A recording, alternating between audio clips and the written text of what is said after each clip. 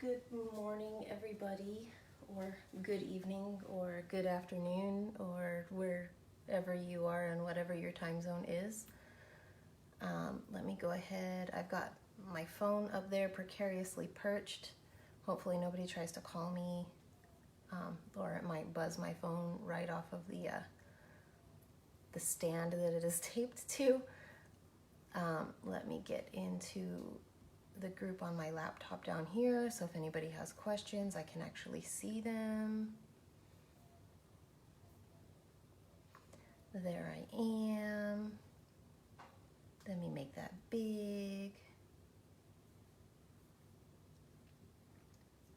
Okay. There we go.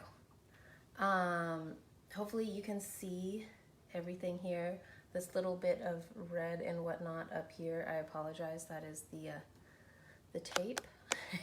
And the iPad stand that I have taped to a cake stand and taped my phone to on top of my kids' drawing table, which is standing on top of my workbench. So I have MacGyvered this, so hopefully you can see my workstation here. I'm trying to make it so you can see inside of the mixing bowls and whatnot too, and that means you can't see my face, but I'm here. It's nice to meet you. I'm Megan. And I guess let's get started. We've got one person watching. So I'm going to be demonstrating for you, or I guess I'm going to be working because I actually have a macaron order. I'm going to be making them and you're going to be watching, and I'm going to explain everything that I'm doing. So hopefully that helps you if you want to jump into the abyss of macaron making, which is really hard to get out of. So make sure you want to do that before you do it. So first thing I want to do is give you a little explanation. If you read the blog post, it's in there, but in case you haven't, of what a macaron is. It is I feel weird just like talking with my hands over here. A macaron is a little cookie.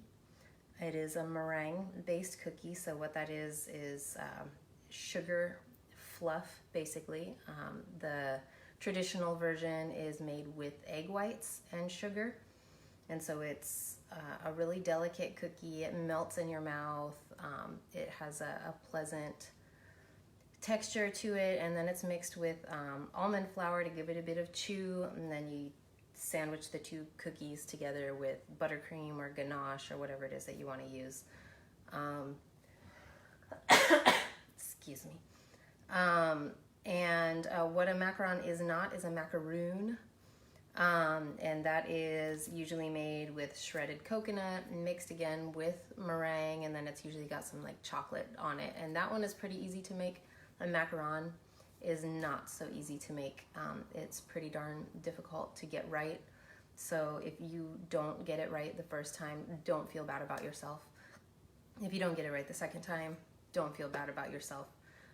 I've been working on these for over a year, and I finally got a recipe down that gives me, I want to say 90% consistent results.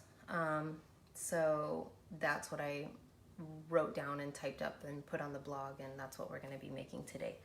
So before I do anything at all, I am going to turn my oven on. It's gonna go to 310 degrees. That's Fahrenheit. Hold on. Siri, what is 310 degrees Fahrenheit? What is 310 degrees Fahrenheit in Celsius? Of course, Siri's not listening to me now. Oh, there she goes. She's gonna tap me when she's ready. Maybe she doesn't know. I'm sure I have it on my blog. Hey Siri, what is 310 degrees Fahrenheit in Celsius?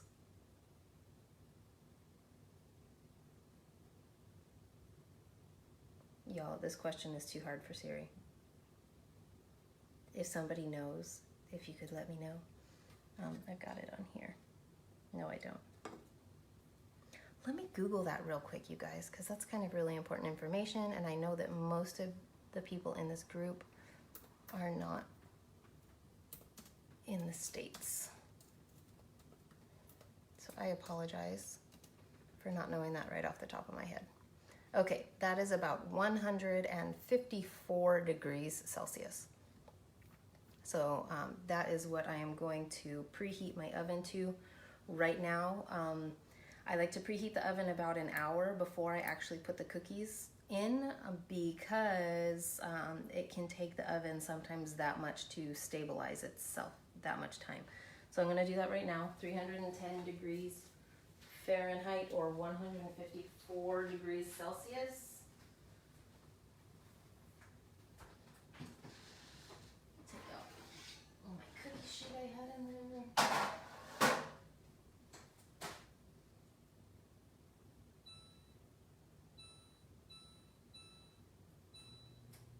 Okay. And I am using a conventional oven. It has an option to do conventional or fan forced convection. I haven't figured out the convection temperature just yet. Once I do, I will update the blog and I'll update the group on what temperature I figure out with that. But yeah, so conventional is 310 Fahrenheit or 154 Celsius. So with that said, I'm gonna go over really quick the ingredients that we're gonna use here. First ingredient is my almond flour, super fine almond flour. I really like Bob's brand. If you can't get Bob's brand, just get a super fine almond flour. I haven't had a whole lot of luck with I believe it's the Nature's Eats brand.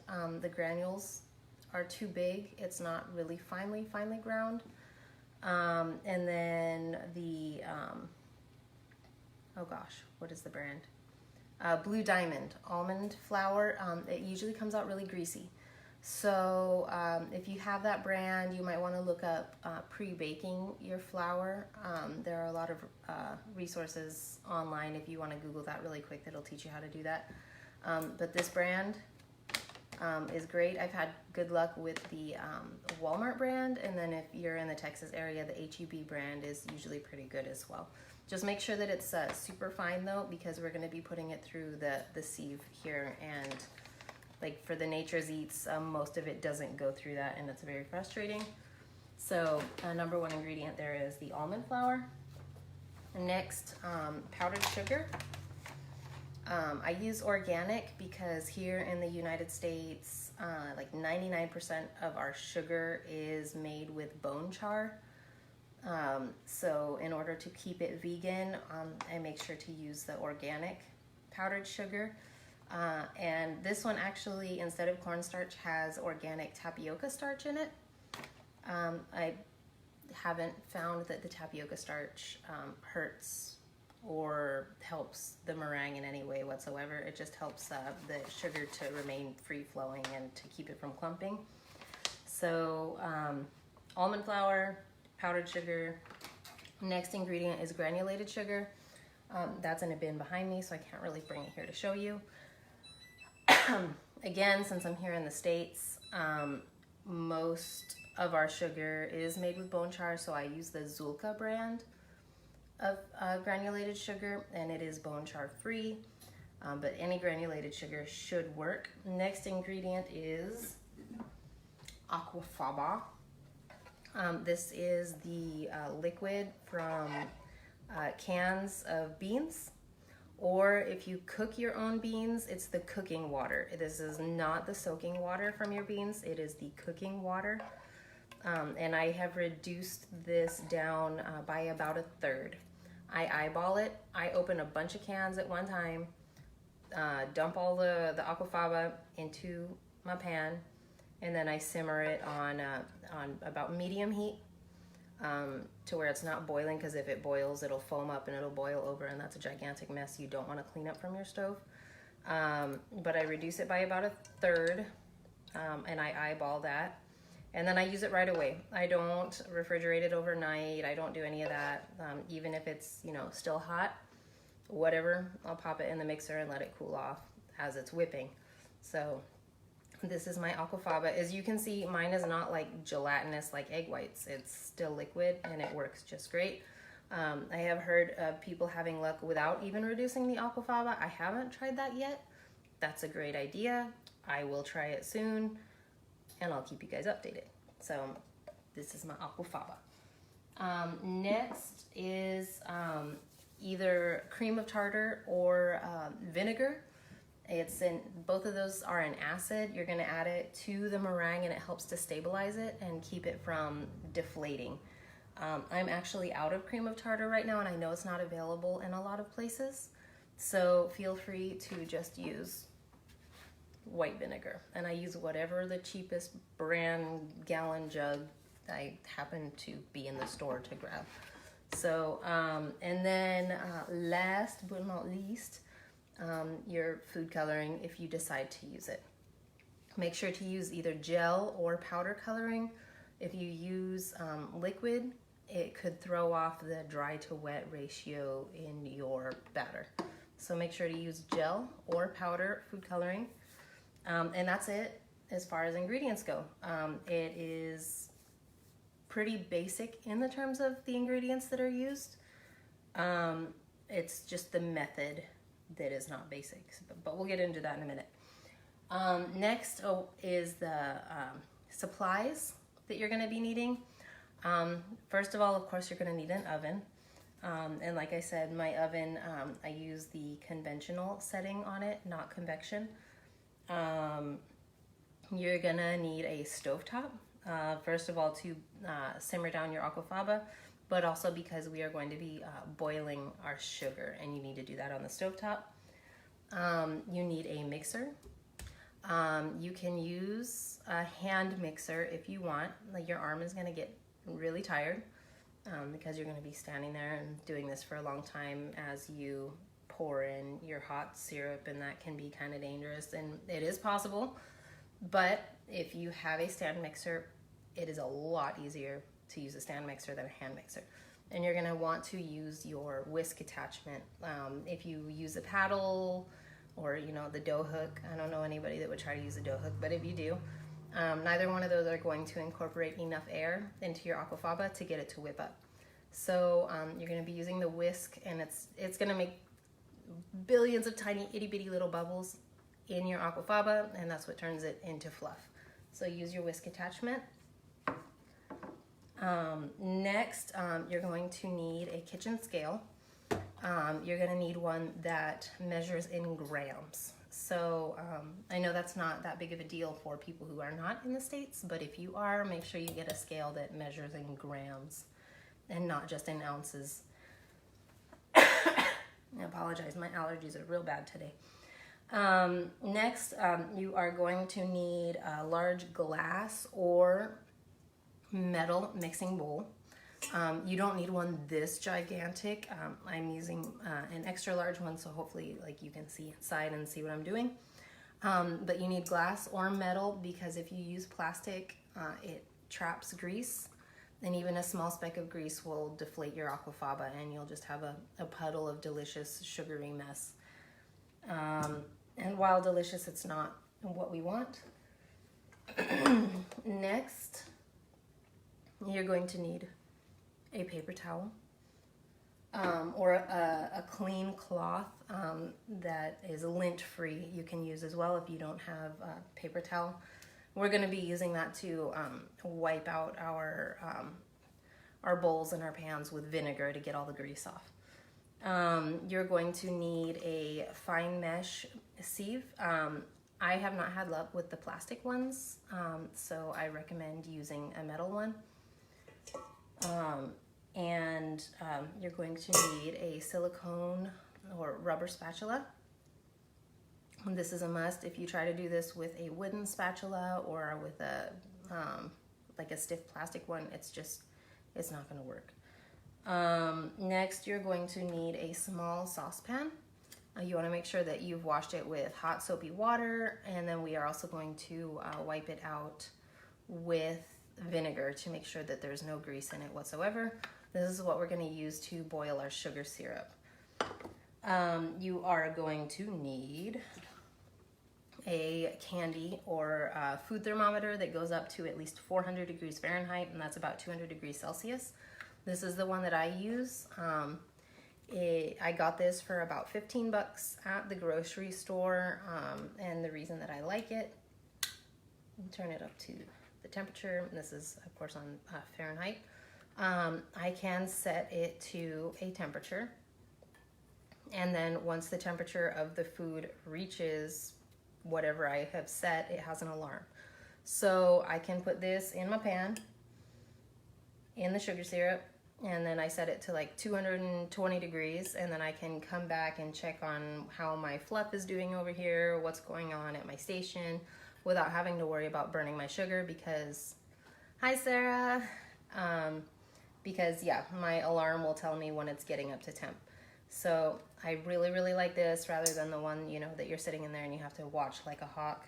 I have burned many a sugar syrup with that kind, which is why I went ahead and purchased this guy. Actually, I should have said this first. You need an oven thermometer, guys. If you go to the blog post, there is a pop-up the very first thing before you can even read anything other than the title. It says, if you don't have an oven thermometer, your macarons will fail. They will, I promise. Even if you find out you don't need to bake yours at 310 like I do, you still need to figure out what temperature you're baking them at, or you're never going to be able to replicate it again. So this is one you can get for like $2, even $1 at like a dollar store somewhere. They're readily available on Amazon.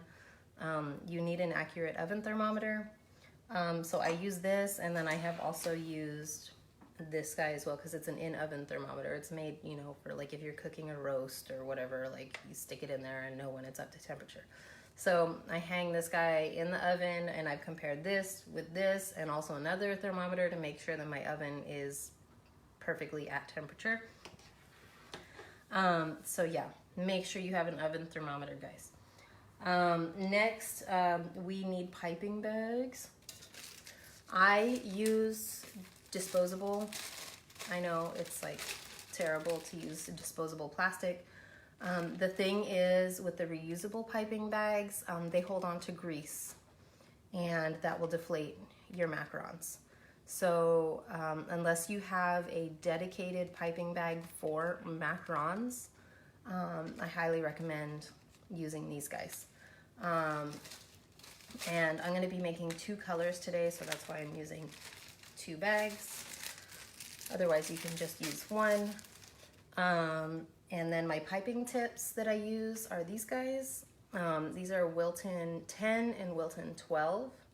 Hopefully you can see that. The 12, of course, is bigger than the 10. It's small enough that I can't get my pinky through it. The smaller the tip, the less bubbles you're going to have in your macarons, and the less hollow they're going to be. You're very welcome, Namita. You can use, you know, the bigger piping tip if you want. You can also, if you don't have a piping tip and you've got these disposable bags, you can just snip the tip off the end of the bag and pipe like that. It's really hard to get perfect circles that way, but it is possible. So you are more than welcome to do that, especially people who are way more advanced and they do like character macarons and stuff. I don't know if you've seen them. They're amazing. And they use an extremely small tip, and it's really good to use the disposable bags with that. So, you know, you can draw out your character that way and do fine details, but we're just doing circles. Apart from that, you need a tall glass with a wide mouth. I actually have, oh, my baby girl's up. Go back in the bedroom, please, baby. Or sit on the couch. Thank you. I have this. I bought it at a thrift store for $1. It doesn't have a lid. I don't keep tea in it. This is made for me to fill my piping bags with batter. So the way you do it, you open your piping bag, stick your hand down in there, and we're gonna have, you know, the piping tip in the bottom. Bam. Just like that. And that way we can put all of our batter in the piping bag and we don't make a huge mess trying to hold it with one hand and scoop batter with the other hand and whatever. So that's one. And then also my, this is the container for my KitchenAid immersion blender, and this works really well for the piping bags too. But if you have a tall glass or a tall plastic cup, as long as it has a wide mouth and it's tall enough to get, you know, a good amount of batter in there, it'll work. The next, you're going to need either silicone baking mats like these, or you can use parchment paper as well. The deal with parchment paper is that it will wrinkle with the moisture underneath your macarons, so the bottoms won't be totally smooth, which isn't a huge deal, but it also turns your macarons into kind of like oblong shapes. So if you're a perfectionist like I am, silicone baking mats are the way to go. You can also use Teflon grill mats, but you'll need to adjust the temperature probably a little bit lower, just because they are not as insulated as the silicone mats are. And so your macs are gonna get more direct heat if you use those. But they work great for a lot of people. So if you don't have a whole lot of luck with the silicone mats, maybe you should try the Teflon grill mats, and they might work for you. Next, my baking pans. These are the ones I use. They're commercial half sheet, I believe they're galvanized aluminum pans. They're the ones that they use in commercial kitchens. They conduct heat really well. They don't hold on to heat. With my darker colored cookie sheets, I was having issues with the macarons burning on the bottom and still being raw on the inside, because they were holding on to the heat and cooking my macs more than they needed to be. So I went through a whole bunch of different cookie sheets and a whole bunch of different types of metals, you know, copper and stainless steel and anodized, like non-stick, everything, and finally got these guys. I got these at Sam's Club. If you've got a Sam's Club near you, it was like a 2-pack for $10. Otherwise, you can find some on Amazon. They are commercial half-sheet aluminum baking pans. And last but not least, you are going to need a simple cooling rack. If you don't have a cooling rack, I have many times used a cupcake pan turned upside down. It will work perfectly fine. Aw, yay, I have a small audience. Usually I'm talking to myself on live, so this is exciting. There are 7 people watching. Yeah, as far as supplies, that is it. And in case you missed it, before I started anything, I preheated my oven to 310 degrees Fahrenheit, which I believe was 154 degrees Celsius, just to get the oven going and help it to stabilize before we get the macarons in there. So let me grab a sip of coffee real quick. And let's get going. The first thing I am going to do, whoa, what happened? Something happened on my computer. 1 second, guys. I want to make sure that I go in the order that I wrote down for y'all. Nifty fact about me, I can't remember my own recipes, you guys. That's why I have to write them down and why I started posting them online. I can't remember numbers for the life of me, no matter how many times I practice. So let me get my own recipe up here. So the first thing that we are going to do is start mixing our aquafaba. Oh, hi guys, how are you? Anyway, yeah, so actually before we mix the aquafaba, we're gonna unlock the mixer so I can tilt the head up. I'm going to go ahead and wipe everything out with vinegar. And like I said, this is just to make sure we don't have any grease spots anywhere, because even the smallest little spot will prevent the aquafaba from turning into fluff, or once it turns into fluff, it will just completely deflate on you. So splashing some vinegar here onto my paper towel, and I'm going just to quickly wipe out my mixing bowl. And you don't need to dry it, just let it evaporate on its own. And it smells like a salad in here now. And because the acid in the vinegar is also going to help to stabilize the meringue, so you don't need to worry about drying it out. I'm also going to do the same in my saucepan. I'm going to make my sugar syrup in. Put that over here. I'm going to do the same with the whisk that I'm going to mix the aquafaba in.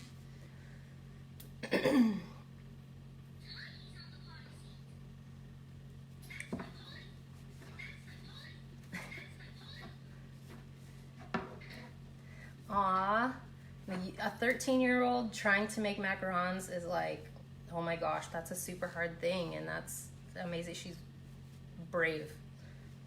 And yeah, any way that I can help her, let me know, and I am more than willing to. All right, I'll clean all of these tines. Put that on there. And another point I wanted to make with the mixer. Sorry guys, allergies. Ugh. I would have taken some Benadryl, but it would have knocked me out. I like to use my tilt head mixer. I have to, because you know I run a bakery. I have this one, and then I have the Professional 5, which is larger.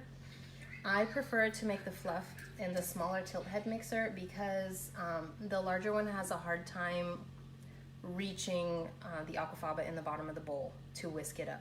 It is possible. The best way to do that, if your only option is the larger mixer, is crank that puppy up to 10, just to get a little bit of foam in your aquafaba before turning it down to about 7, to mix it up the rest of the way. You just want to try and get it to reach the aquafaba in the bottom, otherwise you'll be there for 30-40 minutes and it's just and nothing is happening. So if you have the option between the larger one and the smaller one, go for the smaller one. If you don't have the option, just crank it up to 10 to create some sort of foam in there, and then it'll start to break the bubbles down smaller and smaller and smaller, and it'll fluff up. But yeah, go for the smaller one if you have the option. I'll move these guys out of the way for now. I'm gonna add in about half a teaspoon, about that. I don't measure this. I just eyeball it, and this is gonna go in my mixer bowl. Like I said, it's to stabilize the meringue. So now I can get my vinegar out of my way. Get my thermometers out of my way so you guys can see what I'm doing. Move this guy. I want you to be able to hopefully see inside as it's going. And we are going to measure out 75 ml of aquafaba. So make sure that this is zeroed out with the bowl on there. And if you don't have an milliliter option on your scale, it is the same as grams. So you don't even really need to change it, but I am, because whatever, I like to make my life harder. So we're gonna do 75, and you Gonna give your aquafaba a little stir just to make sure all of the proteins and the starches and all that fun stuff are, you know, mixed well. And then go slow. Every time you're adding something to your bowl, go slow. I mean, when it's your first ingredient, you can, of course, take some out, but it's just easier not to worry about that. So we're going for 75.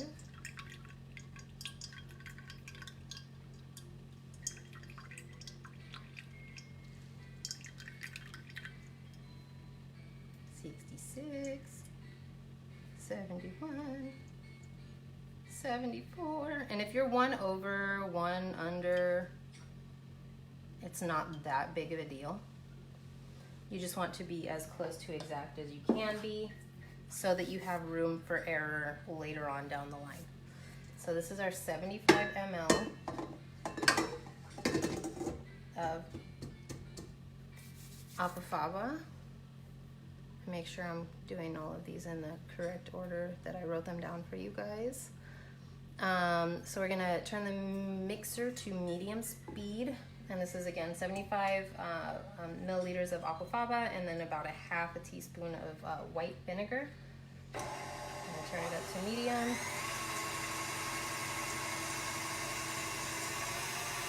About 5. And then while this is fluffing, we are going to work on our sugar syrup. I hope you guys can hear me over the mixer. So we are going to put in 200 grams of granulated sugar.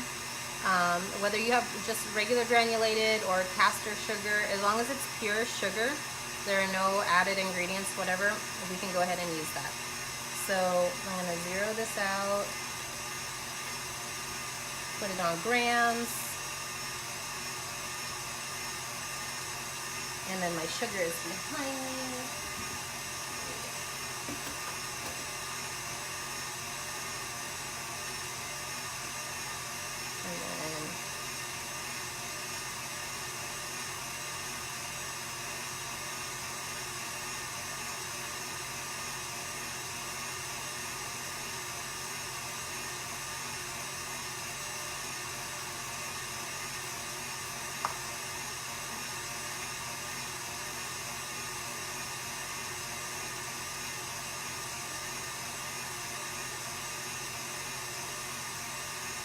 Bam. I've gotten pretty darn good at measuring that out. Okay. 200 grams of sugar, and then I'm going to add in about a quarter of a cup of water. I don't really measure it. We do like 75 ml of water in here. Basically, it's just to make sure all of the sugar gets wet. So you don't get any, you know, like burnt sugar bits in your syrup. And I am going to set my target temperature on my thermometer to 225 degrees. We are looking to hit 245. I think I said 235 earlier, but we want it to go to 245. Hey Siri, what is 245 degrees Fahrenheit in Celsius?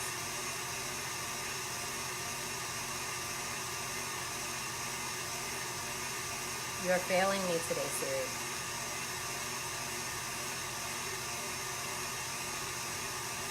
She was doing so good last night when I was testing her. Let me see. 245 Fahrenheit in Celsius. Okay, so that's about 118 degrees Celsius is what we're going to bring this up to. I do it a bit below on my target temp here so that I can check the fluff to see if I need to turn the mixer up or if I need to turn it down to low, trying to match them up as best as possible. So set this for 225 and I'm going to go ahead and take this over to my stove, and we're gonna put it on medium-low heat. We don't want to cook it too fast, otherwise the aquafaba is not going to be ready for us. So I shall return.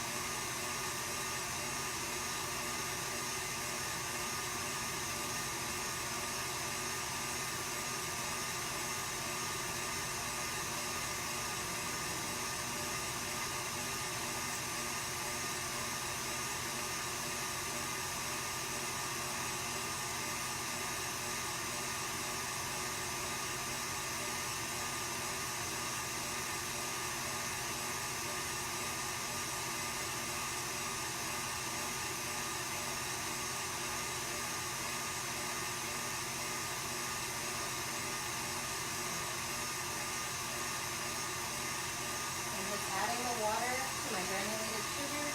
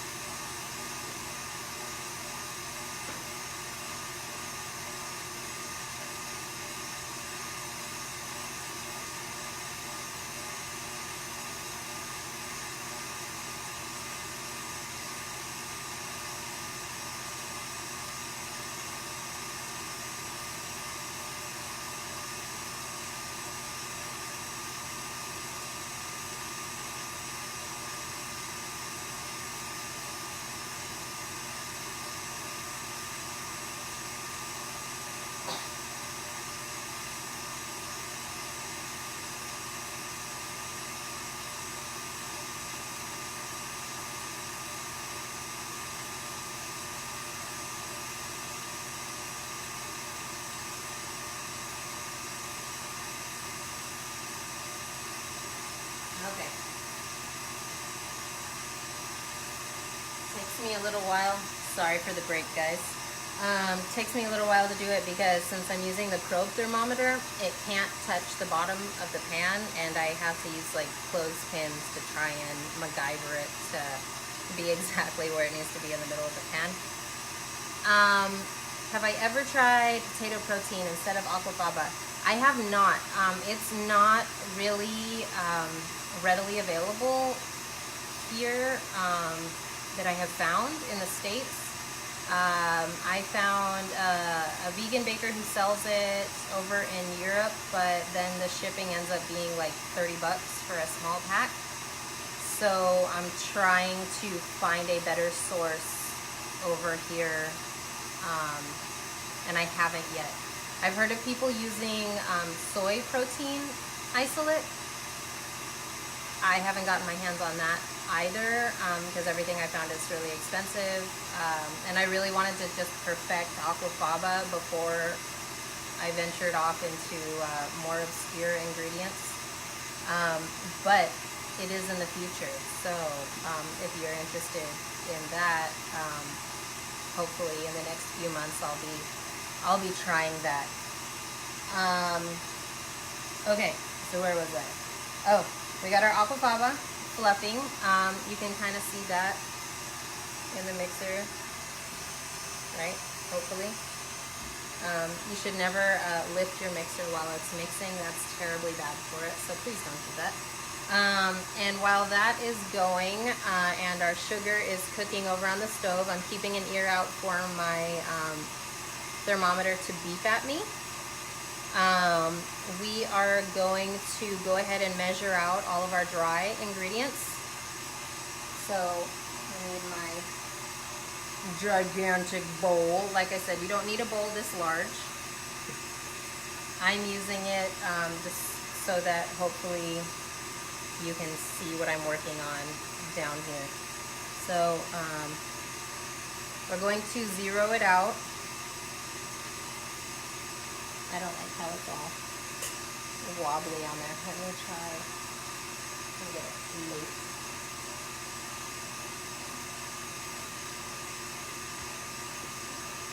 Do I even have a plate? Yes, this should work, hopefully. Just to make sure that my measurements are right. Okay, there we go. I'm going to zero it out with the bowl and the sieve on top. There we go. And we're doing grams. We're going to do 200 grams each of almond flour and powdered sugar. So I'm going to get my Aquafaba out of my way so I don't accidentally spill anything in it. So here's my powdered sugar. Again, I use organic just because in the States most of our sugar is not vegan. And if it's organic, then they're not allowed to use bone char in the organic sugar, so that's why I buy the expensive one, not because I'm terribly fancy or anything.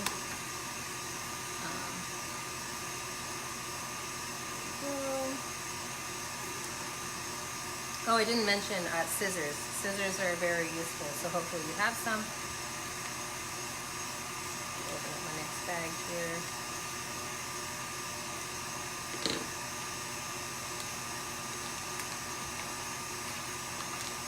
And we're at 128, so slow.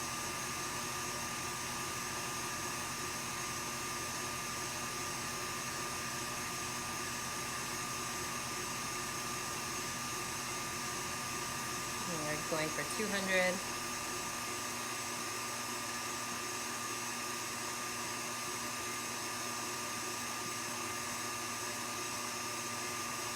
Almost there. Like I said, if you're one over, one under, it's not gonna break your recipe. It just gives you a little bit of leeway later on to make a couple of mistakes if it happens to happen. So, oh, I was there for a second.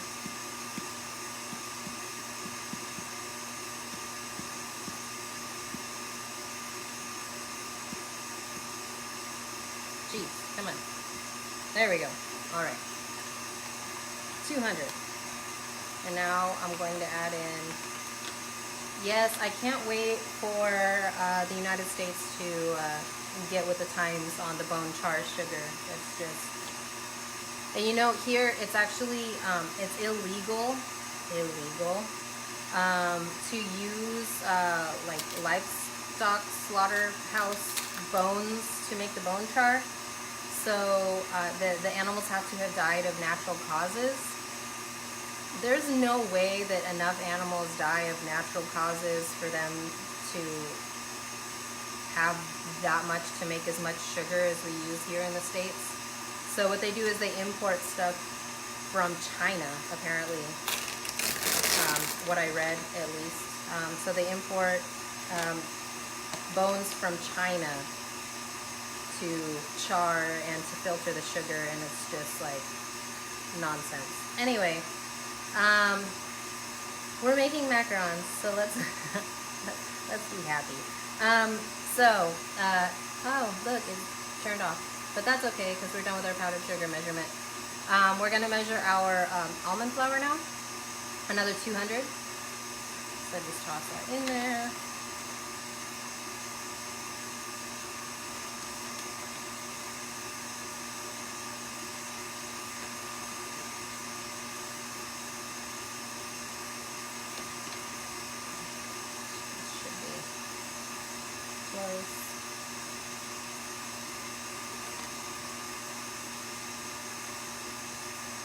Ooh, that was scary for a sec. 200. Aw, 201. That's okay. I'll scoop some up. 200. Okay. with that, we've got 200 and 200. I don't know, see the Aquafaba is fluffing up over here. And that looks like a pretty good consistency. So I'm gonna turn it down to stir. That's just gonna keep it from drying out or deflating while we wait on our sugar. I'm gonna go check the temp on that just to gauge where we are.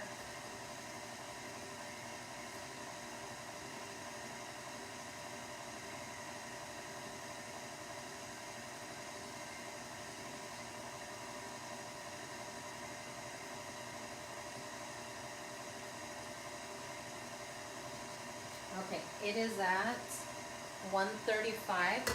Ooh, y'all, I almost lost my dry mix. So,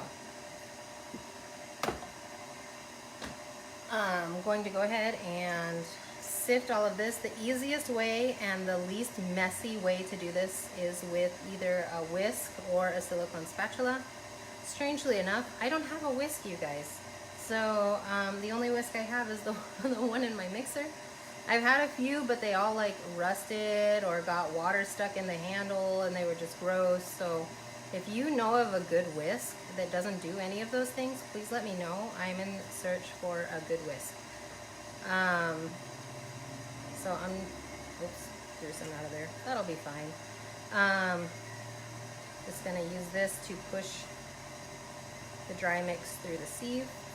A lot of people will do this 3 or 4 times. Yes, Molly, you'll be able to watch this later. As long as Facebook doesn't do something crazy and tell me no. And I'm also going to try and put it up on my YouTube channel. So it'll be easy to find up there too. As long as YouTube lets me, of course, because it's going to be long. I'll probably have to splice it into a few pieces. But yeah, so a lot of people, they will sift their dry mix 3 or 4 times. Some people will pulse it in a food processor a few times. I have had much success in recipes not sifting at all. And the reason is because we're gonna mix this with 75 mLs of Aquafaba. And it's gonna break up any clumps or chunks or anything that we have. The thing is, I'm a little bit traumatized by the Nature's Eats brand that had big old pieces of almond in it, and they ruined my macarons. So now I compulsively just sift every time, even though I know that Bob will never let me down. So we're just gonna It's a tedious process.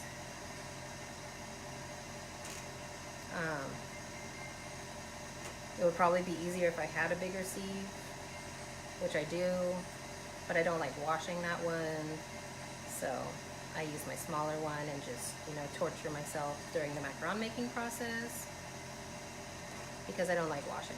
So, oh, and also for less washing, if you make macarons a lot, what I do is I keep this sieve. This is like dedicated only to making macarons, and my spatula and the mixing bowl that I usually use, the one that's a little bit smaller than this. I keep them all in a large plastic container, it's not Tupperware, it's Sterilite. That way I don't need to wash them between batches. As soon as I'm done with them, I just pop them back into the plastic container, and then I can grab them out the next time I need it. So that makes my life a little bit easier too. There we go, now we're getting somewhere. And my fluff is still fluffy. My timer has not gone off yet. My thermometer, I mean. Hopefully this is helping somebody out there watching me sift all of my flour.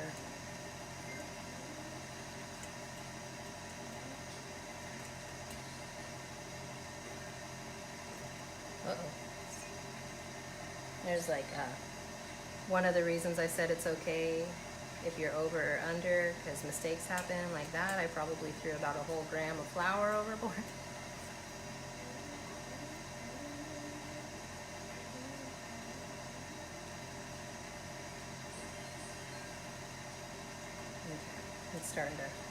starting to go down. It's that powdered sugar down there. Come on. Oh, there's another bit. It's okay, we'll survive. Whoop, there's my sugar.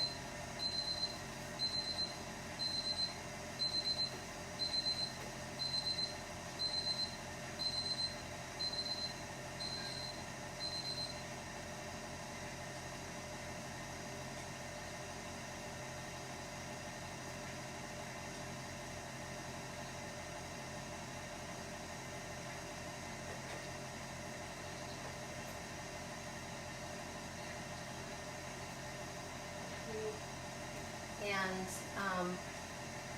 once it hits 220, it's going to go fast after that because that's when all the water evaporates.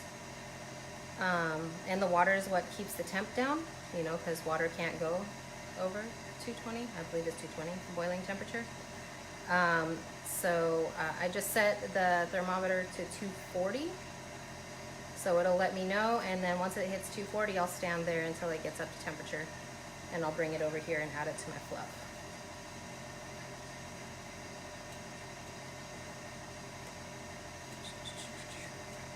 I hate sifting, you guys, with a passion. But here I am. So sifting while our fluff is fluffing, while our sugar is heating, trying to be efficient and multitask. There we go. Now I can really go to town on this. And this is quite a workout for your arms. I always say that people who make macarons don't need a gym membership, because this doesn't look like hard work, but once we incorporate the meringue and all the dry ingredients and everything, and then we start the macaronage process, it's a workout. So be prepared to possibly be sore the next day after the first few times that you make macarons, unless you regularly like lift weights or work out or do push-ups or whatever. Then maybe not. I don't do those things, so I was tired. I still get tired. But oh, the last little bit. Come on. Push through, push through. Da da da da. There we go. Get in the bowl. And then I like to give it a good stir, just to make sure that all the powdered sugar and the flour are incorporated well.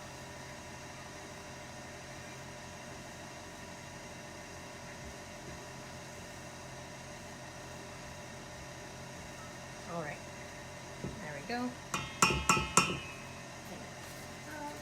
Get out of my way. Let me check on my sugar.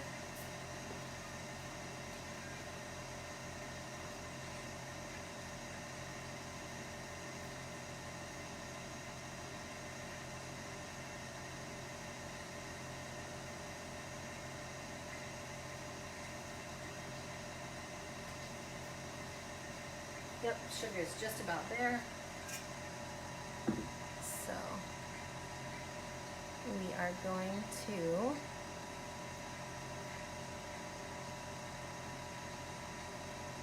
once your sugar reaches 245, okay, just making sure I'm following along my own recipe. Okay, so we got our dry mix here.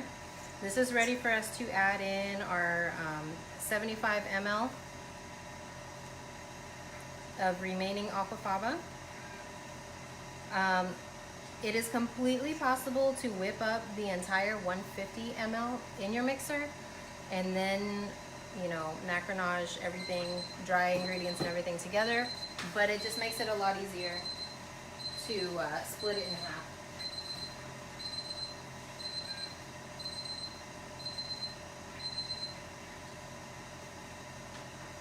So I'm going to stand over here until we get to 245.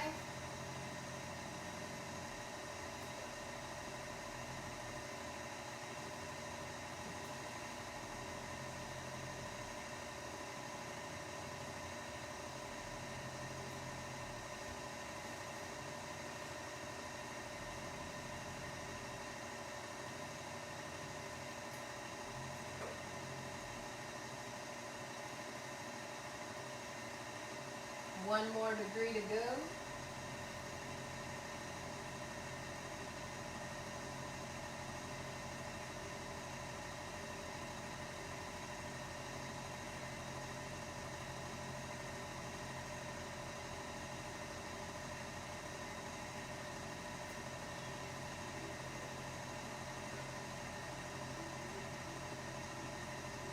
Okay, we're at 245.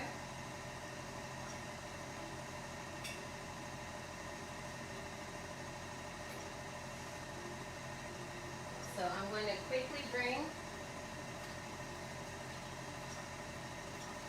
my sugar syrup, 245 degrees. I'm going to turn my mixer up to medium. And I'm going to pour the sugar down to the edge of the aquafaba in a slow stream.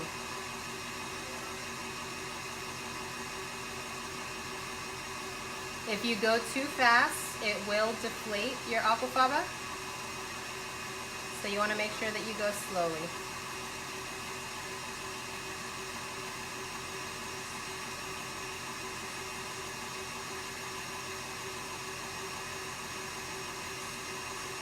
And please be very, very careful because this sugar will burn you.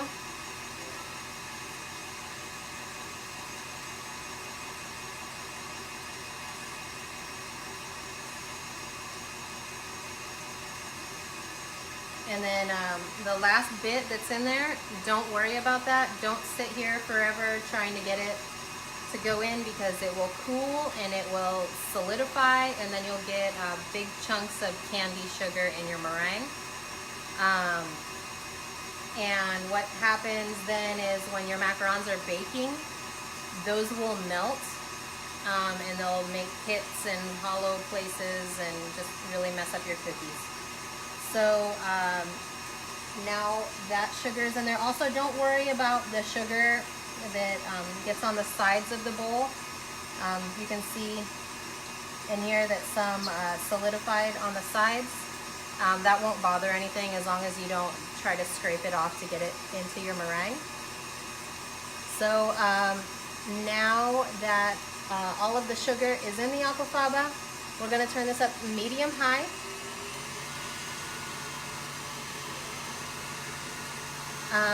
And if you touch the bowl, it is extremely hot. We're just going to let this go until the bowl is cool to the touch.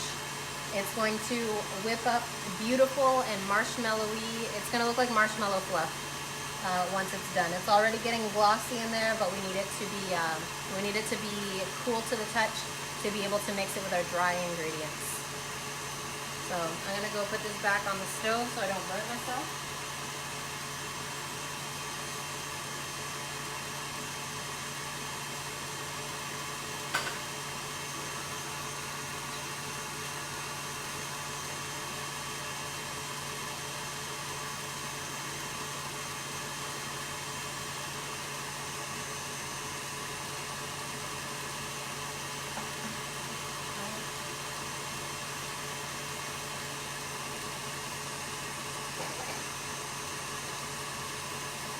Okay. Now while this is fluffing up, we're going to go ahead and make our marzipan. And what marzipan is, it's a sweet almond paste. And it can be used like fondant. A lot of people prefer the taste of it because, you know, it's buttery and almondy and wonderful and doesn't taste nearly as sweet. So doing this, you will have learned how to make marzipan. Congratulations. But we are doing it just to make it easier to incorporate our meringue with the dry ingredients. It's going to be a lot less stirring, a lot less elbow grease and strength required. So I'm going to add 75 ml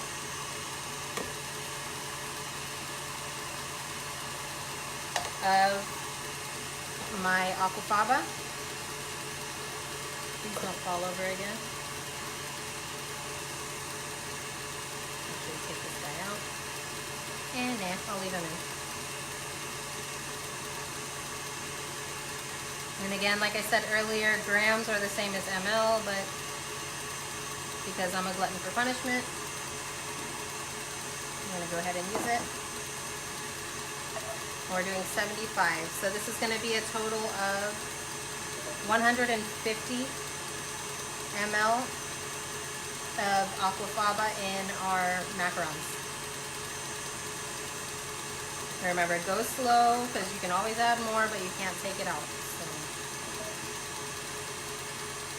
you're more than welcome to measure out the 75 by itself and then add it in. That's a lot safer than my method. I've been doing this for a bit though, so not that I'm a like super expert or anything, but I've gotten very good at pouring it in slowly. 70, 71, 72, 73,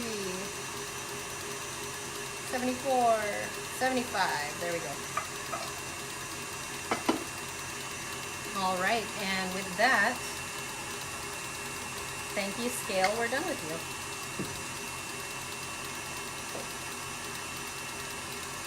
And now we are just going to mix this until it is fully incorporated. You do not need to go slow, you don't need to be gentle, none of that. Just get it mixed together. And test the temp. We're warm now on the Aquafaba. And you can see in there it's beautiful and pillowy and marshmallowy and shiny and glorious, and yeah. It's gonna get even better though. So, just mixing this in. Hopefully you guys can see this well.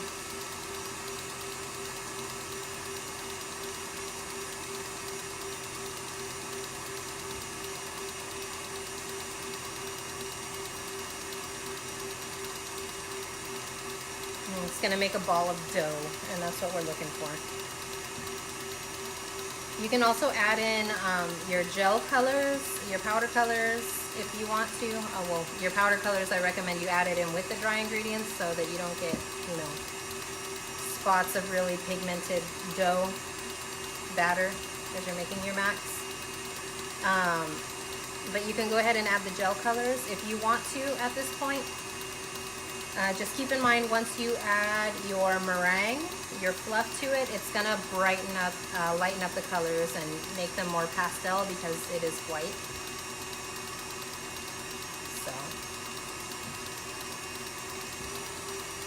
almost. You got just a few little dry spots left in there.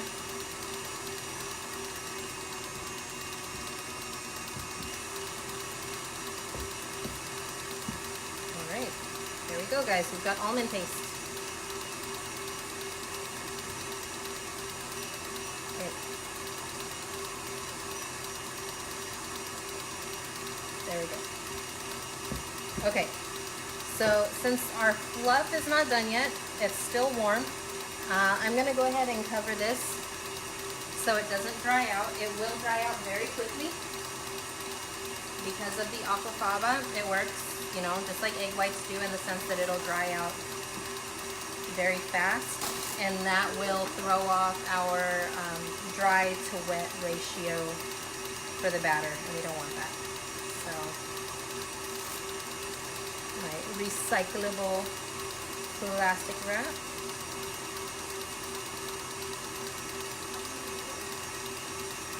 I'm making a video on how to make macarons.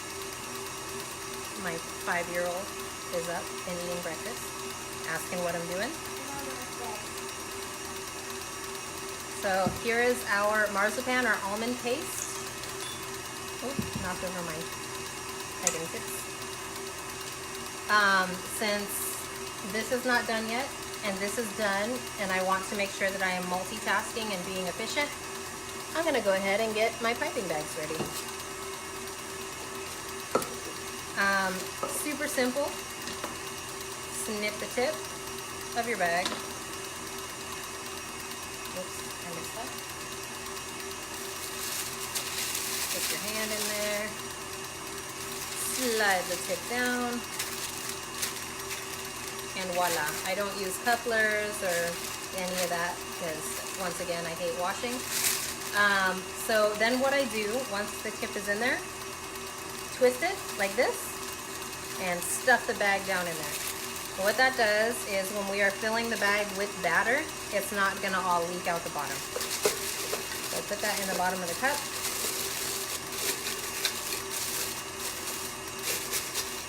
Put that in just like that. Snip the tip.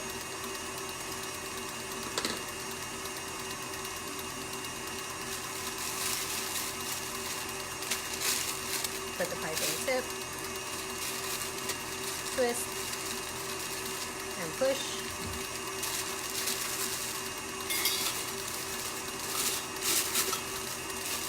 And ta-da! Our bags are ready. Move my scissors out of my way. And this is still warm. So again, in the interest of being productive, I'm going to go ahead and line my pans.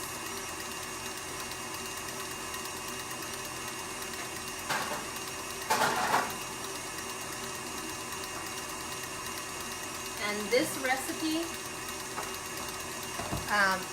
fills about 2.5 of my my mats. So I'm going to go ahead and get 3 pans ready. So there's one, and actually I'm going to wipe these down with vinegar in case there's any grease. Because the last thing I need is having successful batter.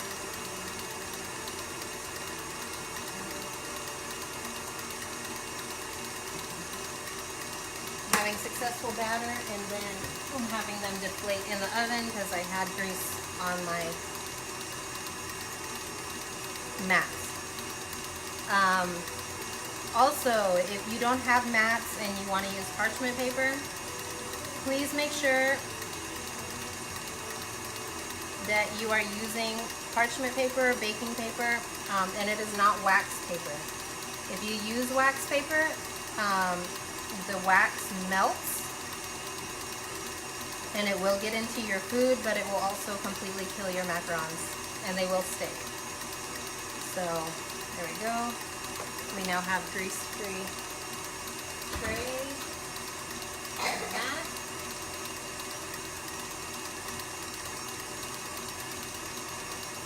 Number 2.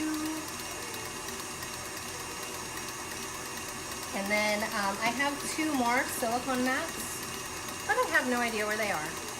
So I am going to go ahead and use parchment on my 3rd pan. And that's good because then you guys will be able to see the difference in how the macarons look on parchment versus silicone.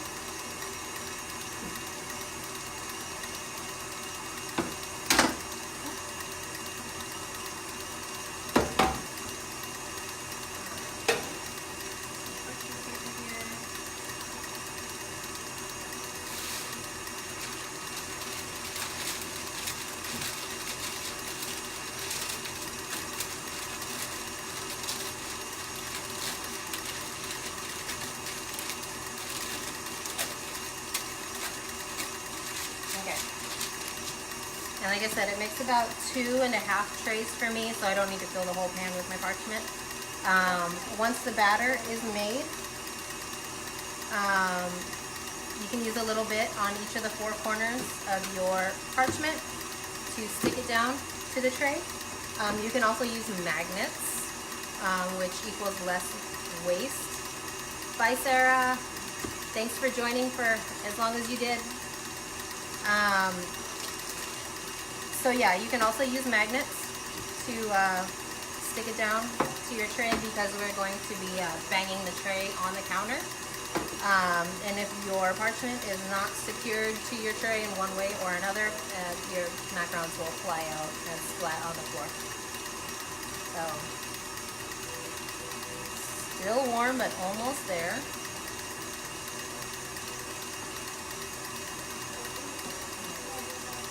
Clear off my little chair over here.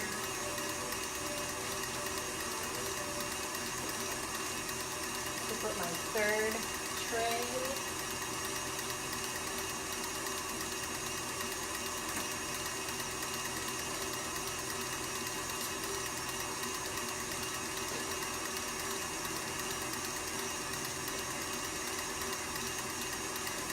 oven has been preheated for a while.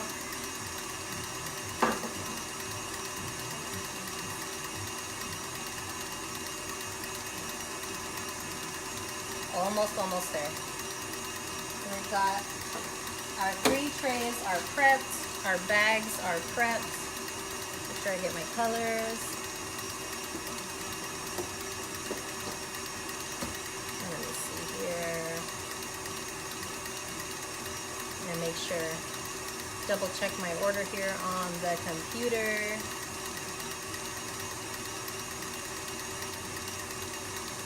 To make sure that the colors are what I think they're supposed to be, which is yellow and purple.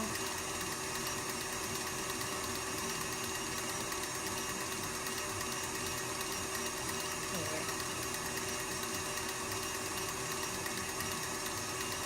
Let me see. For each flavor. Yes, half yellow and half purple.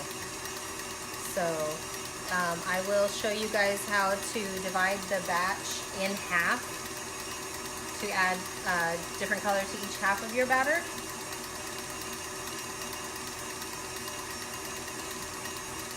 This is almost there. You guys, can you see how gorgeous it looks in there? I hope you can.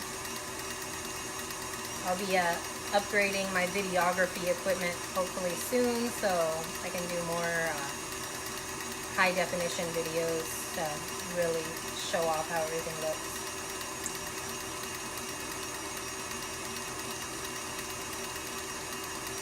Still a little bit warm. Let's give it a couple more minutes. Give this another stir just in case it happened to dry out on the top a little bit. Yeah, and it's getting thicker. The almond flour absorbs the Aquafaba, so it does get thicker as it stands. So you don't want to do this too far ahead of time, or again it will mess with the consistency of your batter.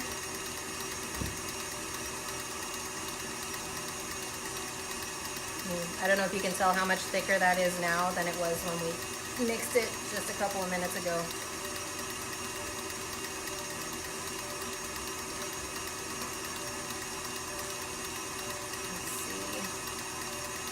So once this is the room temp, which it almost is, it's barely warm right now, we're gonna move half of the meringue into our almond paste mixture. If you're scared, you can go ahead and just move like 1/3 of the mix in, and then we're not gonna be careful at all. We're just gonna mix it like crazy just to make sure it's fully incorporated.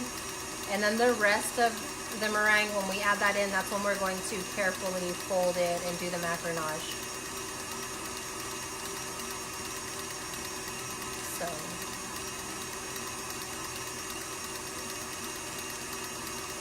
there we go. We're cool now. So I'm gonna go ahead and turn this off slowly. And I don't know if you guys can see the consistency here, because it's a lot of sugar. And it is the Italian method we're using. We're getting more of a bird beak, which is what we're looking for. And it is very marshmallowy, marshmallow fluff. So this is what we're looking for here. It's not gonna be like super stiff peaks like if we're doing like a French meringue. It's gonna be more, it's not exactly soft peaks either. It's just because it's so sugary in there. So it's marshmallowy, and that's what we're looking for. You should never bang your whisk attachment on the side of your bowl, because it could dislocate the tines from the head of the whisk, but I do it anyway, so let's do that. Never do this, you guys. I do it gently though, so hopefully that makes a difference. You can use your spatula to get in there and get all of that fluff out.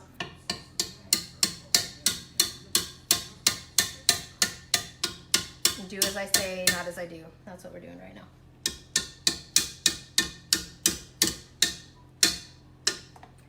And then you're more than welcome to lick the whisk when you're done and taste and see that the meringue is good. That got old after about the 1,000th time that I did this, so I don't do that anymore. If my kids are around, they'll usually grab it from me. There we go. See, and that's another reason if you're like 1 or 2 grams off with stuff, it's okay, because some of it's gonna get left behind. Let me go put this in the sink really quick.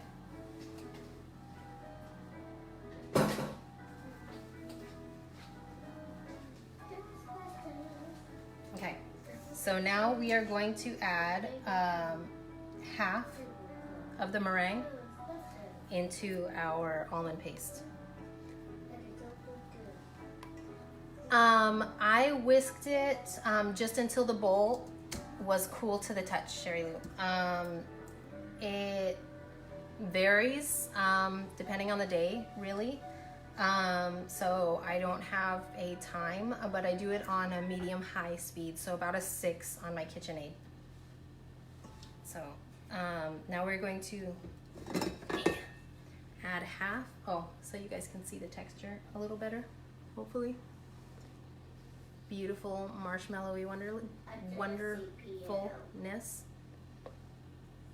I'm gonna add half of it into the almond paste. And again, we're not being super exact with this. I'm not weighing out exactly how much is half. I'm just eyeballing it.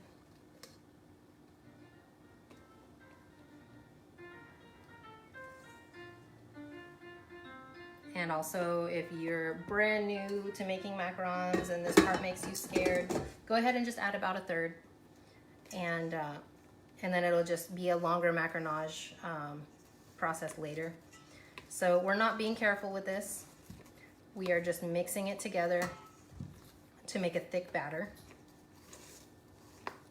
so that the next step, the macaronage step, is easier. Professional, you know, French or Italian pastry chefs, whatever, they have like a certain number of like how many times they'll fold the mix. Like it'll be like 35 times and then it's perfect or whatever. I don't do that because I don't know, maybe I'm just not professional enough and it's not the same every time. I also live in South Texas, so sometimes it's like 100% humidity and sometimes it's like 20. So it's different every single time I make macarons. So I just do it based on how it looks and how it feels and how it drops from the spatula, which I'll show you right now, which is what makes this part help it be a lot easier for me. So we're just mixing it together. You're seeing the color change. It's turning more into a creamy ivory color. You just want to keep mixing until you don't have any ribbons of white and you don't have any chunks of paste in there. Until it's a smooth, homogeneous mixture. So mix, mix, mix. Like I said earlier, if you make macarons, you probably don't need a gym membership. This is hard work.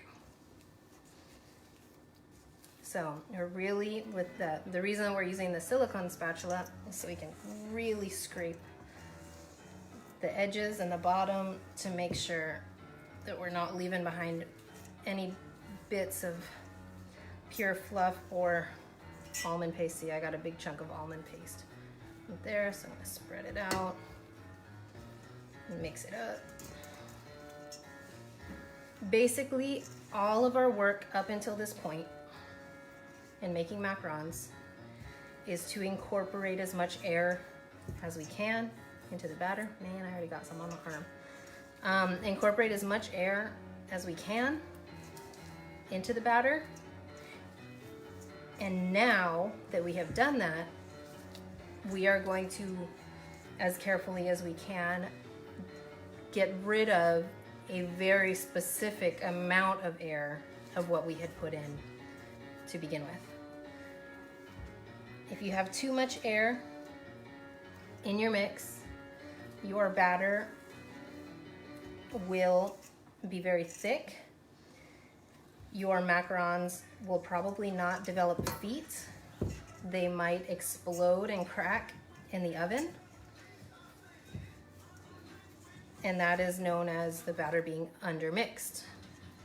If we knock too much air out of the batter, it will be very thin, it will be overmixed. The macarons might never form a skin before we put it into the oven, and then they will also just turn into a big puddle. So it's a matter of knocking out just the right amount of all of that air that we've spent however long it's been, like an hour and a half, putting into the batter. So this looks to me like it's pretty well mixed and fully incorporated. I don't see any chunks of paste. I don't see any ribbons of meringue, except on my spatula, but that's okay. So I'm gonna go ahead and move the rest of my meringue over to the batter. I can't really do this in a way that you can watch me, so I apologize for that. So I'm just scraping the bowl, getting all of the meringue, not scraping hard enough to get the solidified pieces of sugar from the edges, because I don't want those in my meringue, but the bottom of the bowl, and I'll show you when I'm scraping it, and I'm gonna scrape my spatula to clean it off, get that in my bowl.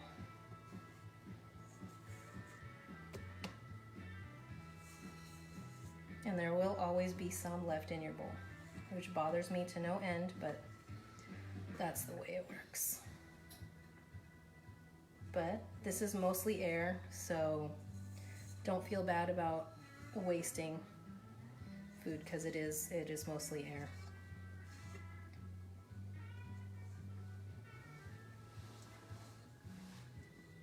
I think I got just about all of it. I'll show you the bowl when I'm done.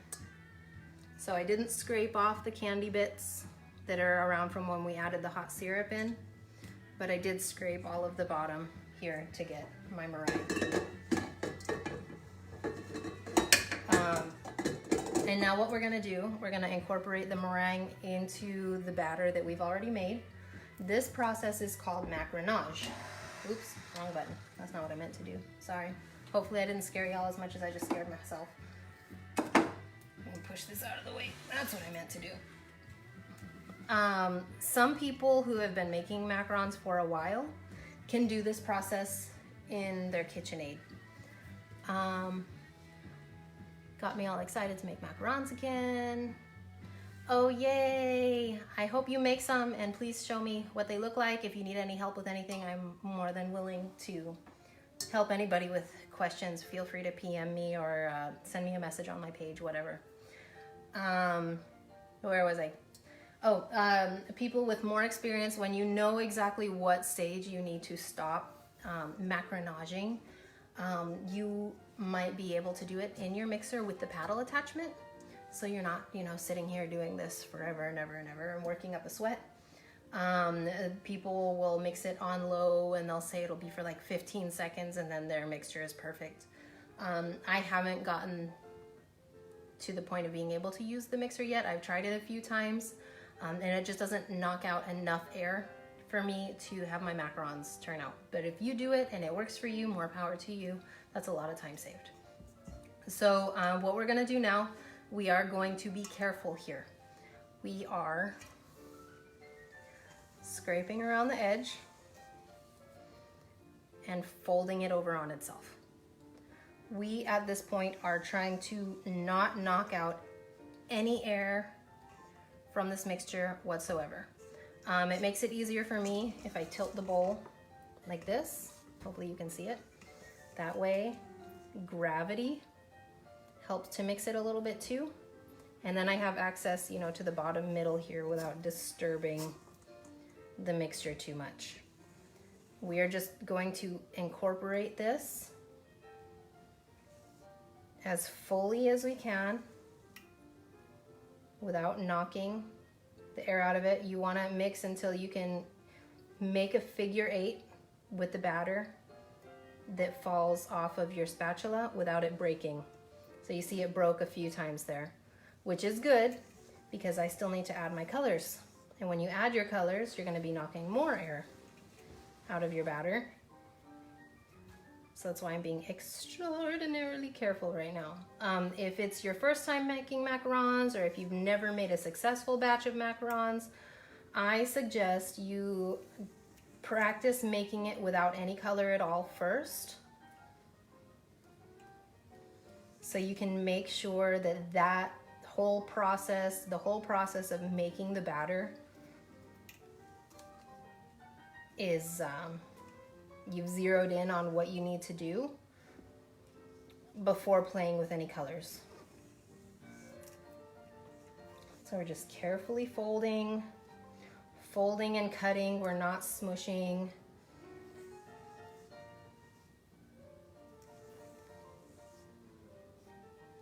Folding and folding.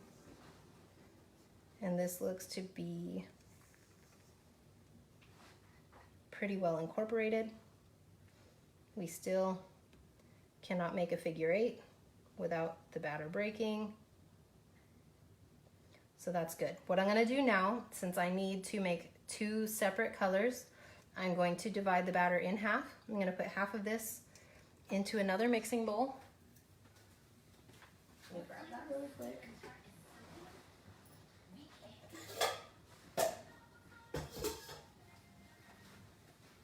So my smaller bowl here. And I'm going to carefully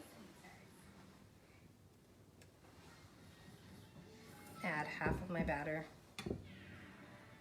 into this bowl. Again, I don't want to knock any more air out of this. Every turn of the spatula pops some of those bubbles. So I'm trying to be as careful as possible. I don't want to drop it up from way up high because that'll pop bubbles too.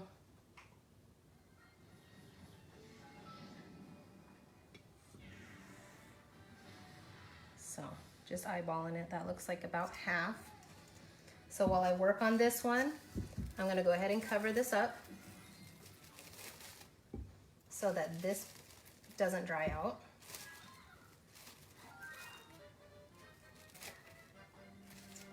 And I'm gonna go ahead and add my color.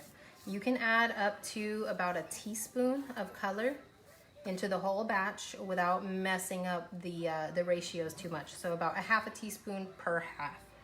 The first color I'm going to do is my yellow. Again, we're using gel colors. So I'm gonna add about a half a teaspoon of yellow. And again, we're gonna be very carefully scraping around the edges and folding over.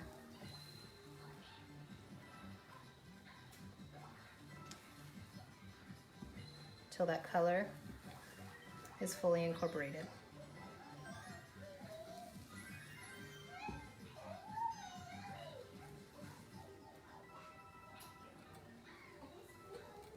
And we don't want to overmix this, but we want to make sure that the yellow gets mixed in well. So nice bright lemon yellow is what I'm going after. And the colors will dim a bit in the oven, especially if you use color that is not heat safe. So make sure whatever color you use is heat safe before you try and bake it. Not all of them are. It's really hard to get bright teals because most of them, they tend to brown a little bit. They gray out in the oven, which is sad because teal is my favorite color. Another way you can get bright colors with gel food coloring is you can add it to your sugar syrup as it's boiling, and then all of the water will boil out of your food coloring, and you can add more than you would be able to at this stage. So if you want really bright colors, you can do that, or you can use powder colors. So just carefully, we're still trying not to knock any air out of this.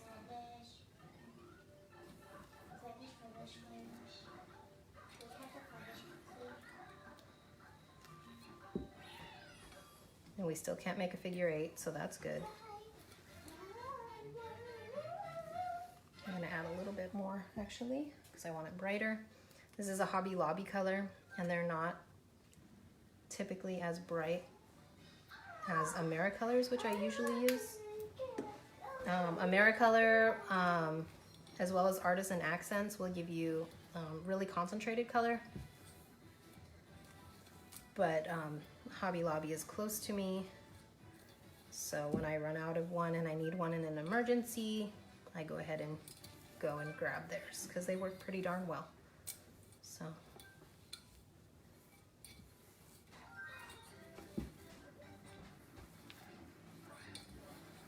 folding, scraping, folding,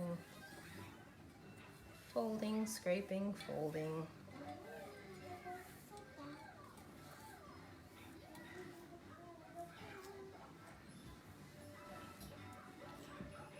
All right, so it's pretty well mixed now. So I am going to start to work on knocking more air out of this to get it to the stage I need it to be, to where I can do that figure 8, because it still breaks as I'm trying to drop it. So the way that we do that, you're gonna go slow, okay? With your spatula, you're going to press it down in the middle, straight up and down, and push your batter, I should do it this way so you can see, along the side of your bowl. And just go around. And you'll hear the batter popping, kind of like Rice Krispies when you add the milk. And those are all of your bubbles popping in your batter. And then you're gonna go scrape around. Once you make that full 360, bring it back down to center. Fold it once, pick up your batter, and test it. You can see it's looser now than it used to be. Before we did that, that's the Macaronage, but it's still not where we need it to be. So spatula in the middle, smush your batter slowly along the sides until we come full 360. Turn it down, baby. And then we're gonna scrape it down. And then we're gonna fold it just to make sure. My daughter is singing in the background. We're gonna pick it up. Let's see if we can make our figure 8, and we can't. It's still breaking, but again, every time we do that, the batter is getting thinner and thinner. See, we almost got it there. We just had a break right there. So in the middle, scrape slowly.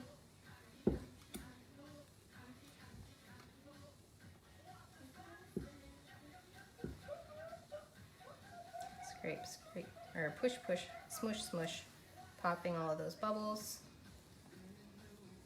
And you'll notice too, every time you do this, you're gonna hear less bubbles popping. And it's looking more liquidy in there. So we made our 360, so we're gonna scrape, scrape, scrape, scrape around the bottom, and fold it up. And then we're gonna test again.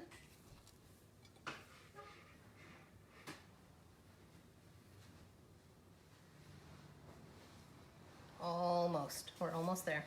So a couple more times. Smush, smush, smush, smush, smush, smush, all the way around. I'm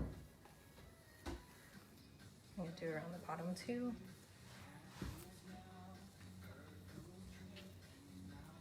My arm is tired. How are you, baby?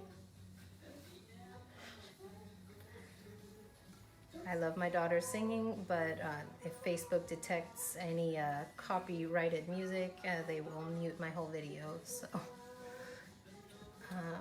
scrape it back down. And scrape the bottom. And fold it up. Oop. I'm going to scrape off my spatula while I'm at it.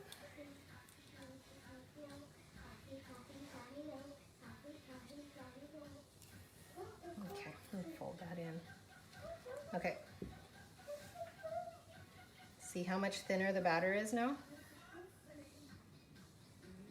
We're not quite there though. I think 1 or 2 more go-arounds. I told you all in the recipe this takes patience. And it does. Smush, smush, smush, smush. And I'm not hearing hardly any more bubbles popping as I do this now.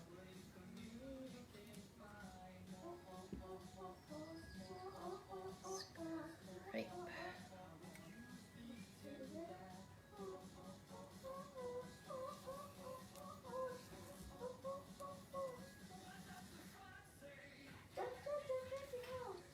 Aria, baby.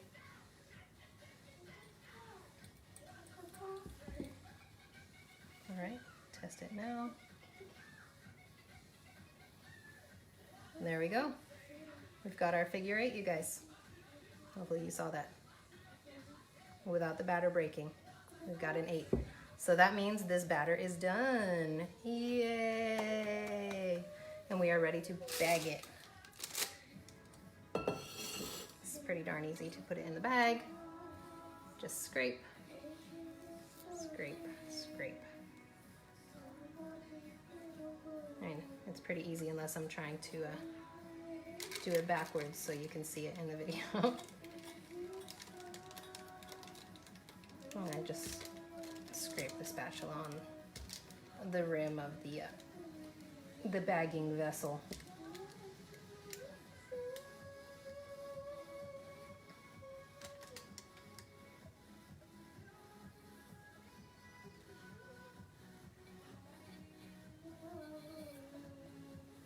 At this point, I do make sure that I get as much as I possibly can, because every little drop in there is a bit of macaron that I worked very hard for.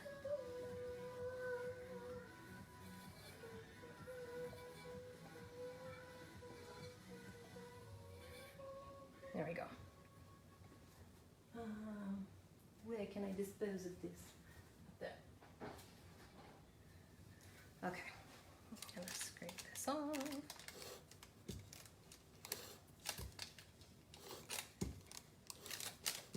I'm gonna try to get this as clean as I can so that I can use it for that one without the yellow affecting my purple too much. That's also why I do the yellow first, because yellow affects other colors a lot less than a bright purple will, so I don't have to wash the spatula between. And we're gonna put this under so that it doesn't dry out. And bring this up. Ta-da! I'm just gonna push the bits of batter down from where I scraped my spatula. And as you can see, from where we twisted the bag into the tip, it is not leaking in there, so that's wonderful. So, I'm gonna go ahead and show you guys how to pipe with this so it can get a chance to dry as we are piping our next macarons. So I'm just gonna twist the top here, and as I twist that, the pressure's gonna go ahead and untwist the bottom here. You are going to hold your bag straight up and down. And you see it's already leaking out the bottom there? go to the middle and gently squeeze. If you have a mat, you're going to go to that inside circle and you're going to do stop squeezing and do a little circle, lift, and go to the next one. Gently squeeze, stop squeezing, swirl, and rinse and repeat.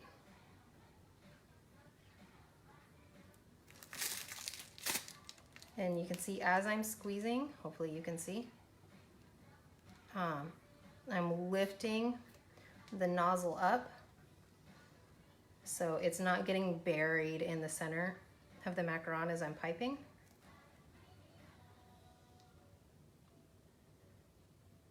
And that way it keeps the size of my macarons more or less consistent because they're the same width, or I guess the same diameter, as well as the same height. And you can see as we get over here, our batter is the perfect consistency because these are already flattening out. If your batter is undermixed, no matter how long they sit, they're gonna look like this or like this. Those are actually called nipples in the macaron world. And a nipple on your macaron is a sign that your batter is undermixed. Now sometimes, depending on the design, you want it to be undermixed. Like if you, a lot of people right now are doing rosette macarons. So they'll use like a 1M tip on their bag and they'll do a rose. Well, they don't want that design to smooth out, so they keep their batter undermixed so it doesn't just turn into, you know, a classic macaron. But that is way more advanced than a Macarons 101, but just know that it's out there in case you ever want to go in that direction. The way to do that is to undermix your batter. But it's also tricky because you don't want any large bubbles in your batter, otherwise it's going to ruin the design. So, squeeze, squeeze, squeeze. So I'm going to do one tray with these yellow macarons. And then I'm going to go ahead and put the batter up for a few minutes while I mix the purple.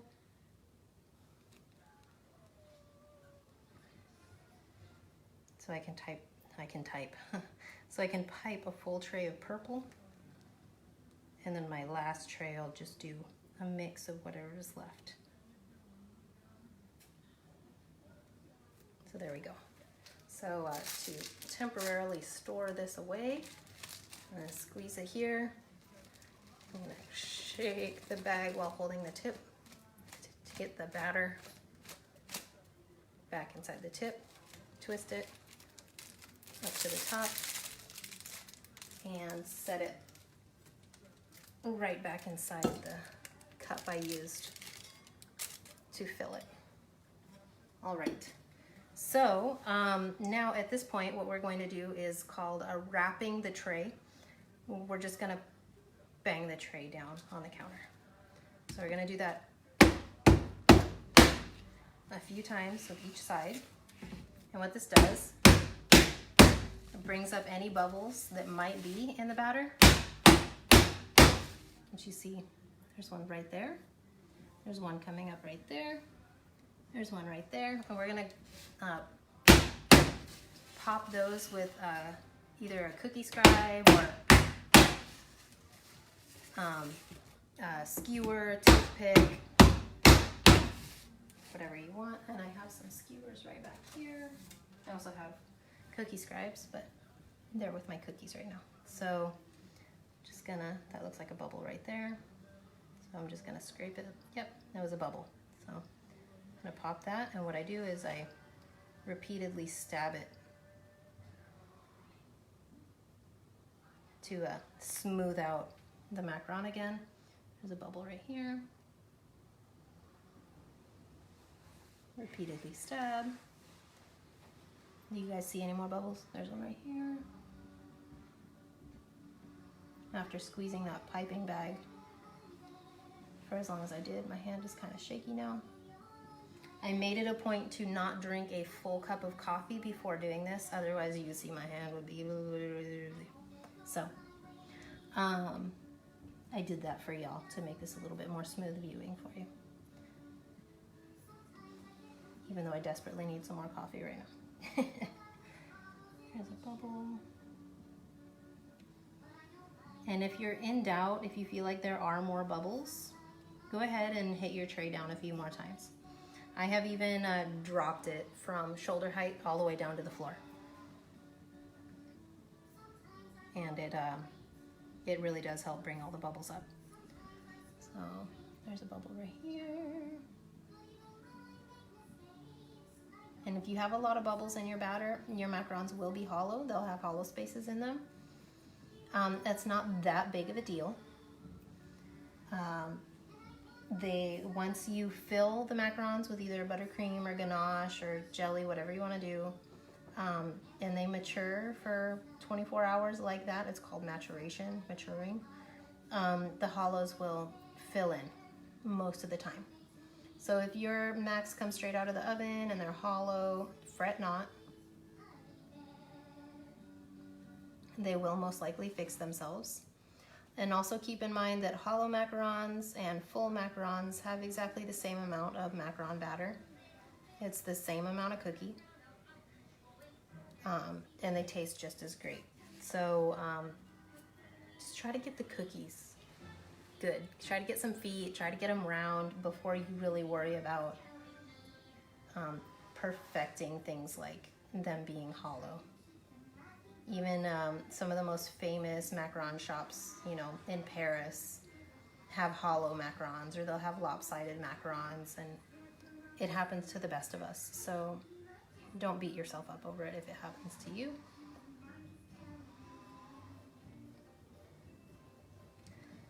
I think that's just about all of the bubbles that I see. Right? Get down on level so I can see if there are any lumps. There's one right here. You especially want to pop the ones that are on the edges though, because they have a tendency to explode in the oven. There's one here.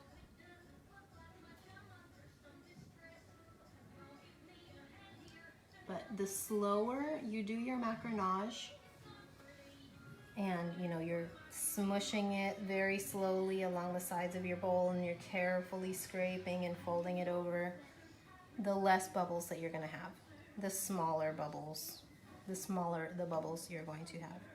So, and these are already starting to dry to get a skin. So like that one was a little bit hard to get to fill back in. So I'm gonna, oh wait, there's one staring at me right there. I'm gonna go ahead and call these good. And I am going to put them on this stove top, the now cool stove top. I'm gonna turn the fan on, the vent hood, to try to get them to dry. What we're doing is you want them to form a skin over the top, to where they're not going to be shiny anymore. They're going to be matte. Thank you, Mariposa. Yeah, these came out beautifully, which is awesome. They don't normally come out this wonderful looking. They're showing off for the camera. But yeah, so we're looking for them to not be shiny anymore. They're going to have a really matte finish. You're going to be able to touch them and then swipe your finger on them without it sticking to you, without, you know, disturbing the macaron. It's still going to be squishy underneath, but you're going to be able to like touch them and push into them and all of that. So I'm going to go ahead and put this on the stove and give it a chance to form that skin. Oh, and the reason we're forming the skin, this is important, is when they heat up in the oven, they're gonna, of course, you know, water turns into steam. They're gonna steam up on the inside. If it doesn't have a skin on the top, it's gonna do what a lot of cakes do, and it's gonna crack in the top so that the steam can escape, and they're gonna be like little volcanoes. So when we let them form a skin, it doesn't have a chance to, the steam doesn't have a chance to break out through the top of the cookie. It comes out the bottom instead. And that's when the cookie raises up and allows the steam to escape out the bottom, and that's what forms the feet on the bottom.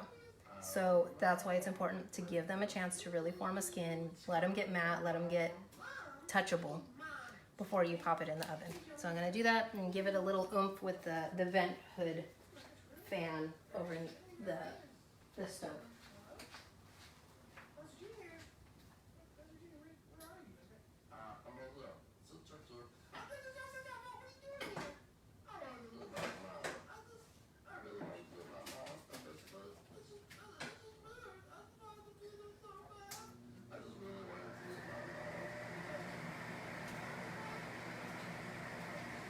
Okay, so now we're gonna work on our purple.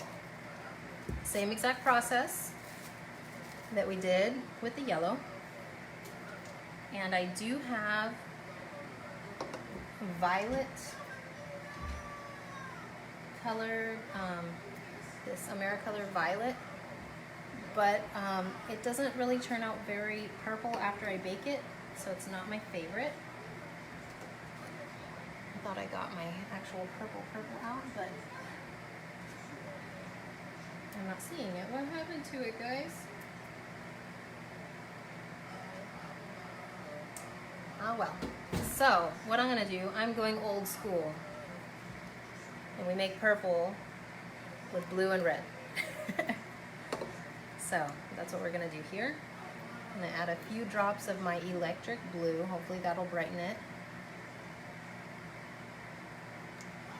This is not a color that I have tried in my macarons yet, the electric blue, so I'm hoping it doesn't do anything terrible to them.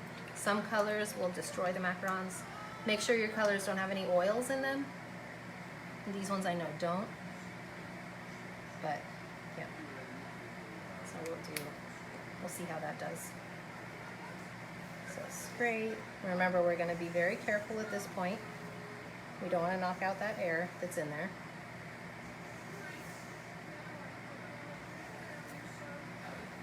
I'm just gonna carefully fold.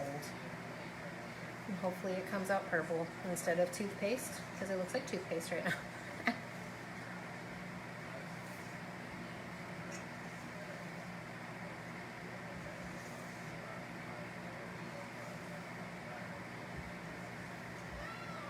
It looks like I might need to add some more red in there. It's coming out very muddy colored. Why? Oh wait, there's my red. Okay.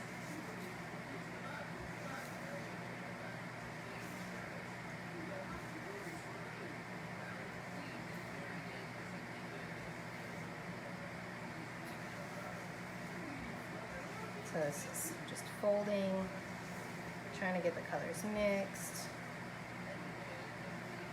Maybe if I add some pink in there, because that's looking terribly not purple.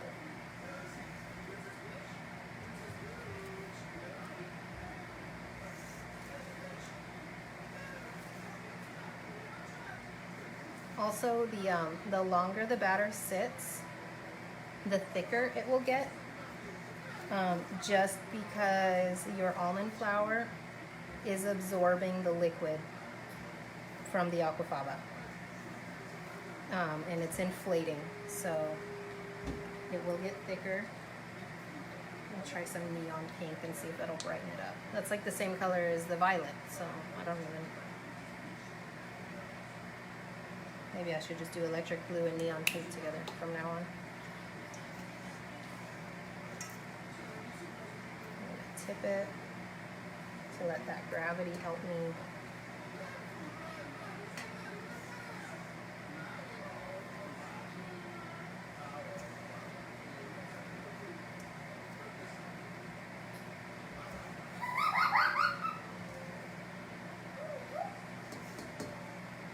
Folding, folding, folding forever. Okay, that's a prettier purple now.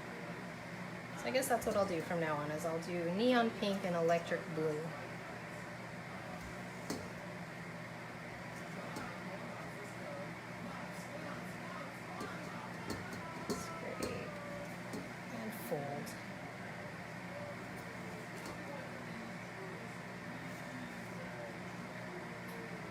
need to go ahead and buy like Regal Purple or something like that. I used to have that color and it was gorgeous, but it ran out. And instead of buying more, I'm just trying to mix my own, and that's not working out very well. So, scrape and fold. Okay, that's pretty well incorporated now. So, I'm gonna pick it up, test, and of course my batter is breaking, which is good, because that means we can pop all the bubbles. I'm actually going a bit too fast, so let me go slowly. I don't know if you guys can see all of the popped bubbles.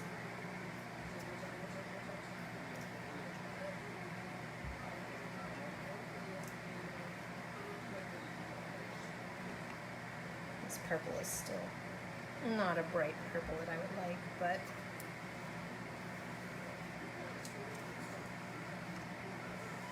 I don't want to add a whole lot more color to it.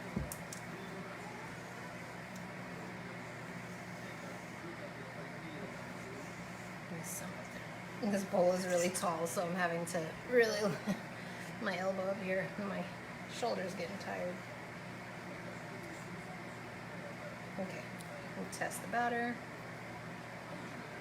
And yeah, we're definitely not there yet. I'm gonna add a bit more of the pink to it.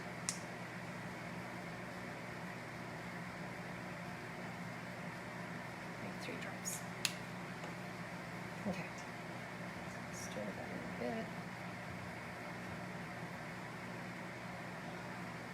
Just like that, spread it out. Okay, and now we're going to Macaronage. Slowly, Megan.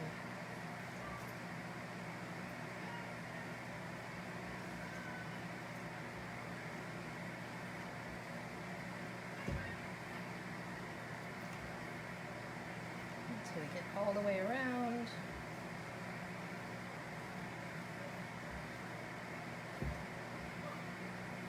And then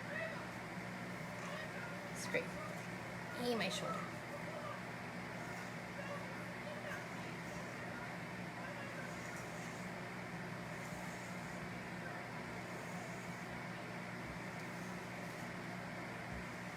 And scrape it all the way down. That's a very pretty purple now. Okay. Okay. And then we're going to pick it up and test. So it's definitely thinner, but we're not getting a figure 8 yet. So, Macaronage. Smush, smush, as you turn your bowl.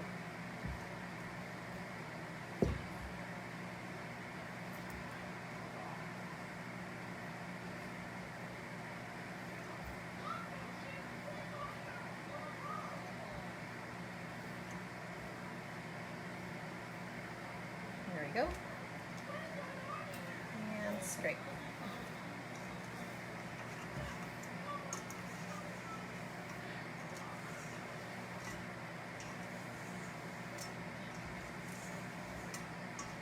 All the way down.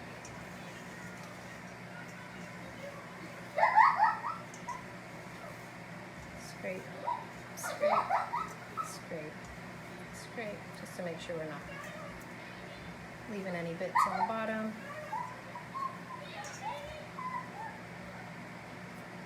And pick it up and test. So the batter's still broke, but you see we're almost there. So maybe one more go around.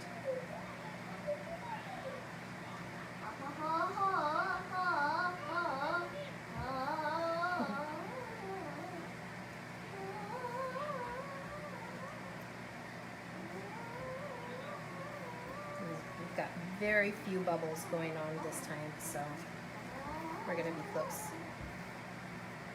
if not there. All right, and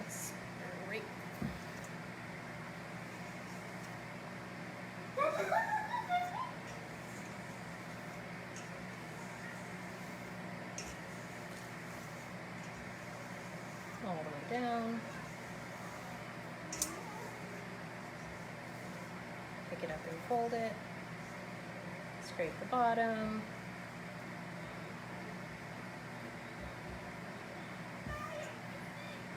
And try that again.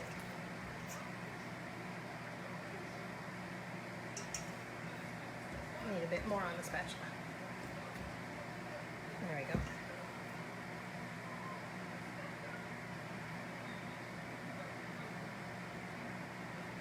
So close, you guys. Okay, one more. And kudos to everybody that's still here. Hopefully this is helping somewhat. No, I need to go slower. I just want to get it over with.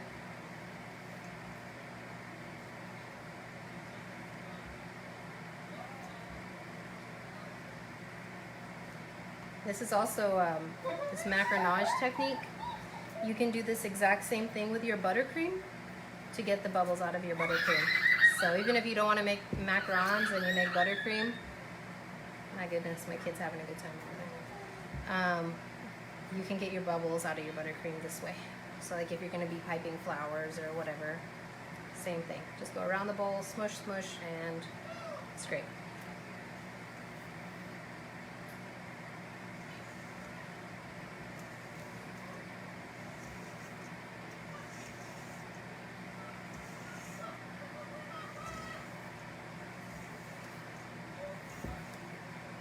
Scrape, scrape, scrape, scrape.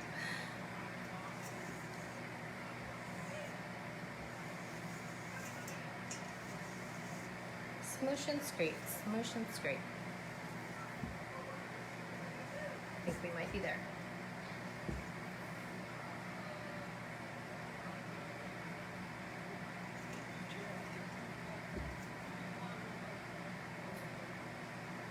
Maybe not. But why? I'm tired already.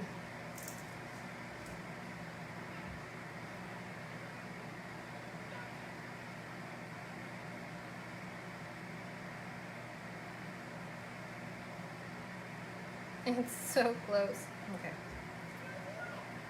One more.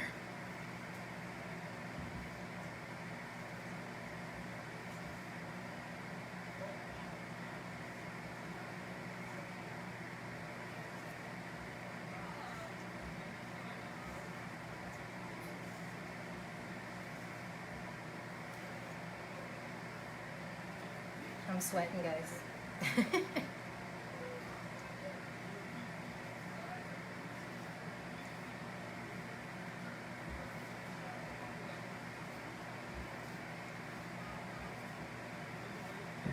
Okay, and scrape.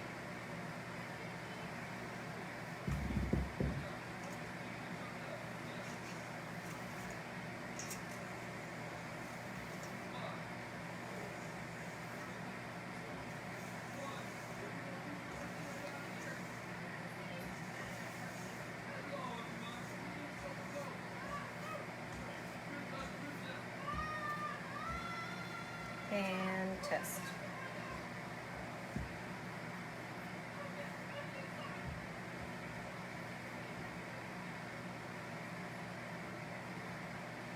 I got it.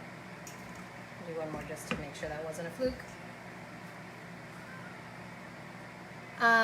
Yes, you can pass through the middle. A lot of people, their version of macaron is, you know, they scrape and they cut through the middle, and they scrape and they cut through the middle. But I saw a video of a macaron artist from, I believe it is Korea. I can't remember her name right now. But she does the smushing method, the smush and scrape. And I get a lot more consistency in my macarons and less hollows doing it that way. She uses a Swiss method, but it seems to work really well for my Italian recipe as well. So I switched from the folding and cutting to the smushing and scraping method. Is that a good name for it? Smushing and scraping? So There we go, guys. There's our figure 8. So I'm going to go ahead and bag this. Scrape off my spatula. Scrape everything down to one side.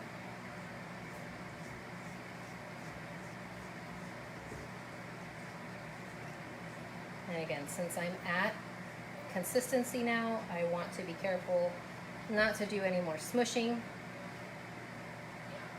I'm not going to pop any more of the bubbles that are in my batter, because that's what gives the macarons height.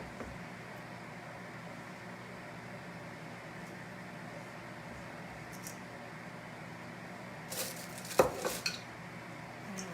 pour it in.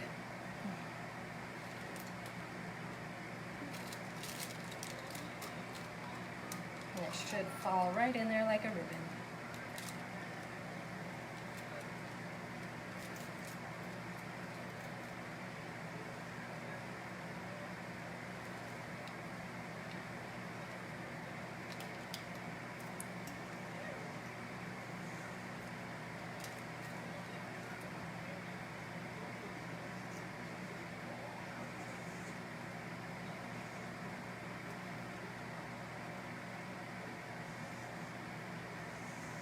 Get as much of that batter as I can because I worked for it. There we go. Into the cup.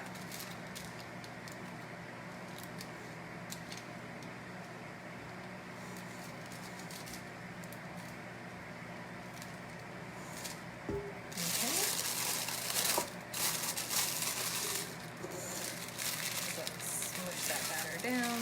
My hands are all humid now.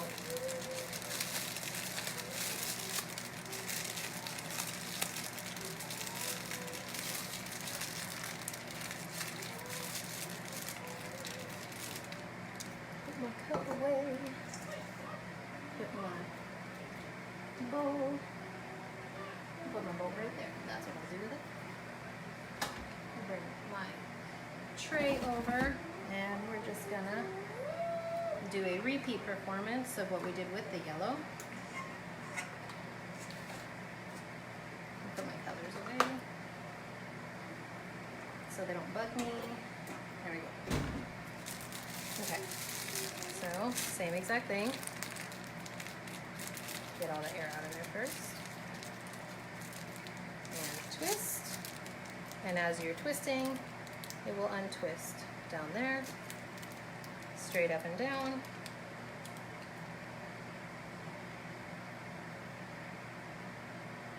Squeeze and swirl. This is the 10 tip. It's a little bit smaller than the 12. So it's going to take a bit more effort to get that batter out.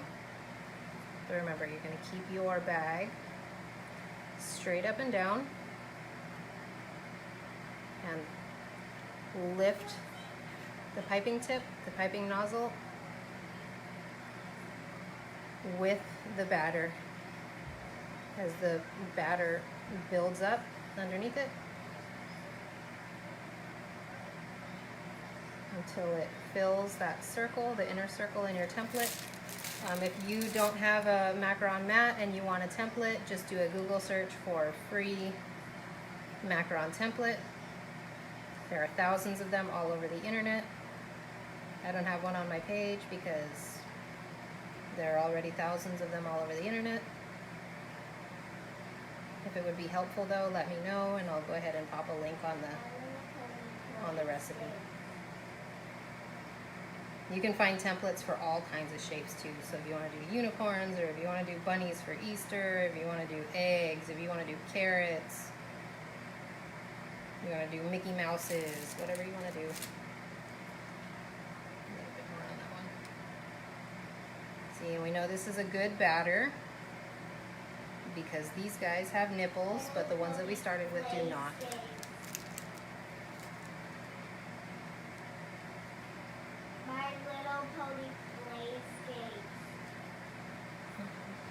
I'm trying to read the comment as I pop.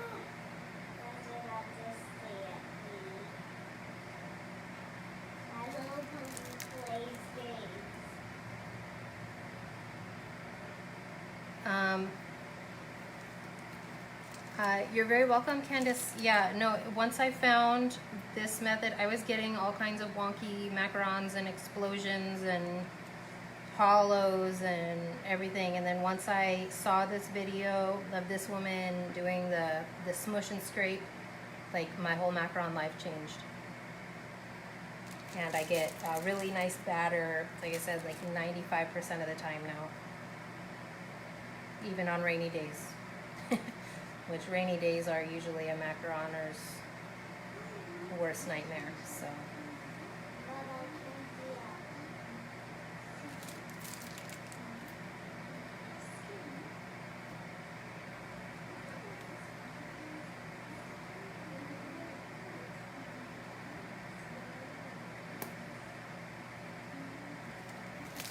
I might have just enough to do this tray.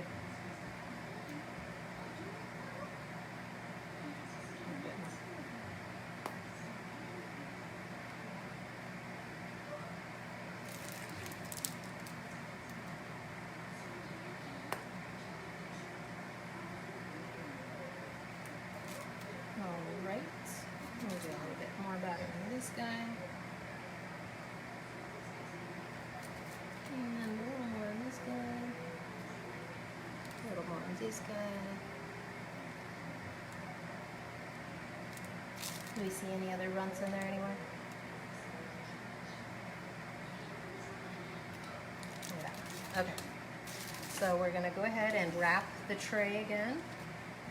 And get rid of the little nipples I've got going on there, which they'll smooth out on their own anyway, but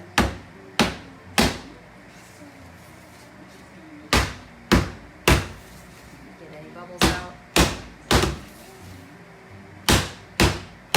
And then if you have your batter sitting around for a while, like I said, it'll be thick. Look, a bubble popped all by itself.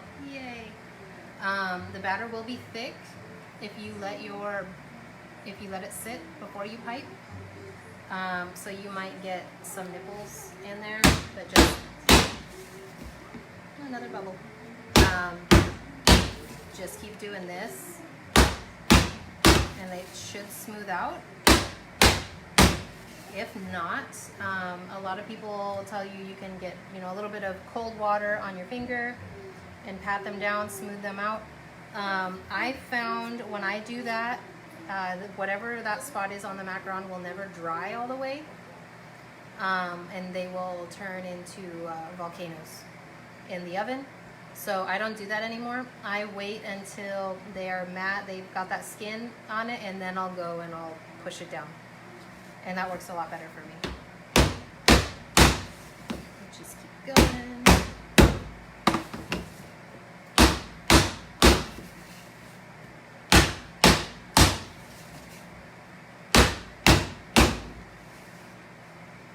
And I've got a few bubbles, so another skewer and pop those guys. They're a lot easier to see with the purple.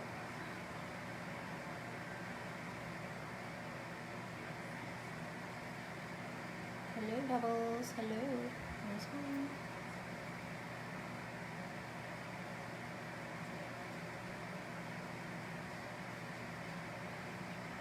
These are small bubbles though, so that's good.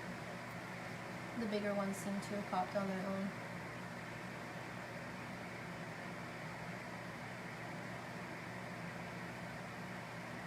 So right on the edge. Like I said, we want to get the edge bubbles for sure, because since they're close to the foot, they are more likely to rupture.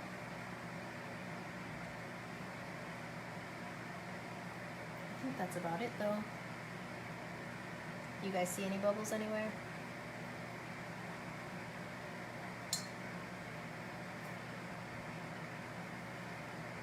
These are just some small ones over here.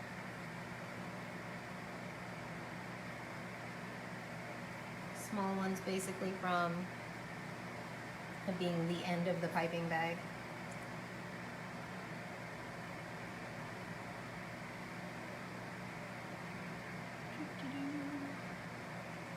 Yeah, and we're already getting a skin on there, so go quick, go quick.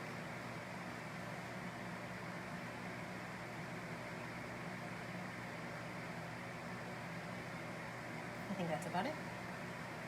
Oh, there's one other thing.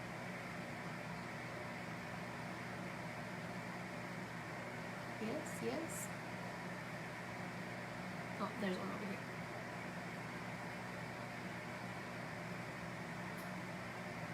I don't think that's a bubble. Oh, it's not. That one is though. We'll check this side.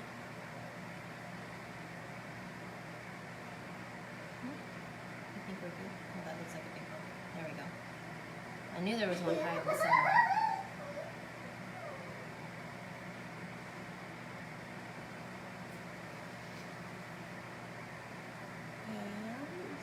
And that looks good. So I'm gonna go put this again on the stove underneath the fan.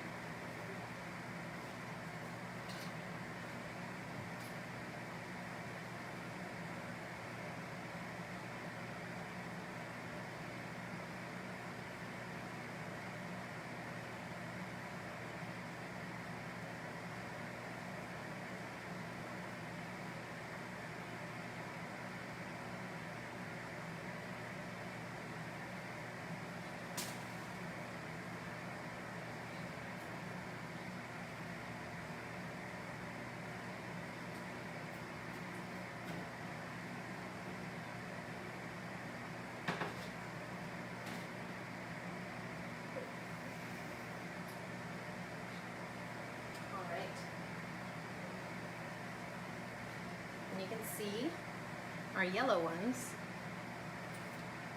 are no longer shiny. Hopefully you can see. There's no shine to them anymore. They're totally matte. I'll wait for this to pop up on my screen so I can see if you can actually see if they're shiny or not. And then I can touch them and I don't get any batter on me, and I can swipe the edge and nothing happens there. So and I found the Italian method tends to get to this point a lot sooner than the French method. So I'm going to, in the recipe it says once it gets to this point, give it another 20 minutes, but I'm pretty sure that this has been going for about that long because these are really, really dry. So I'm gonna go ahead and pop these in the oven, and the oven is set at 310 degrees Fahrenheit, and we're gonna bake them. I do it on the bottom bottom rack in my oven for 20 minutes. So I'm gonna go ahead and stick that in for 20 minutes, and then we're gonna pipe our last tray.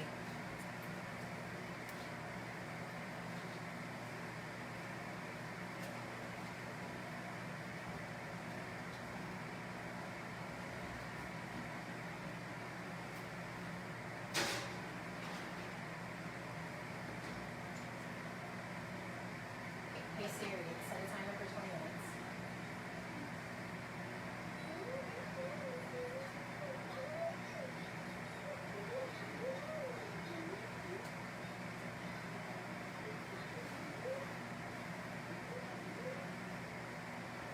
Gosh, Siri's really letting me down today, guys.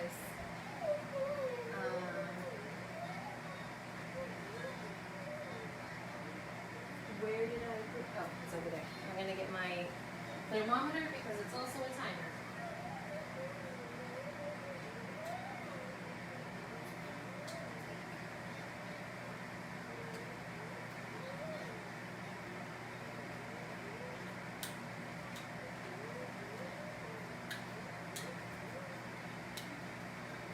Okay, so we're gonna set it for 20 minutes. So 20 minutes at 310 degrees in a conventional oven. That's not magnetic. Oh well. So 20 minutes. Hopefully that actually starts to count down on its own. And then I'm just hoping and praying that they're not jerks, because macarons are jerks a lot of the time. and turn out for you guys. The batter looked good. This is a new yellow that I'm using, so hopefully the yellow food coloring doesn't do something weird to it. There are just so many things that can go wrong, but it's okay. So I'm gonna get our yellow again. And this is, you'll see this will be a little bit thicker than it was when we piped it onto the silicone because it has been sitting here for a while. I'm gonna go ahead and glue my corners down. Just a little dollop.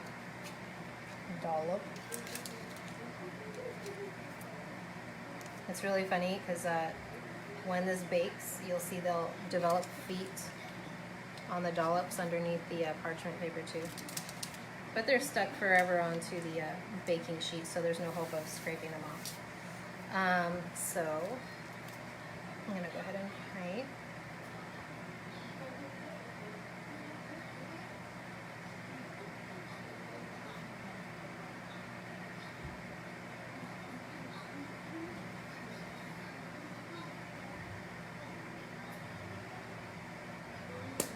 Oh, that was a big bubble. Let's put it over so you guys can see all of it.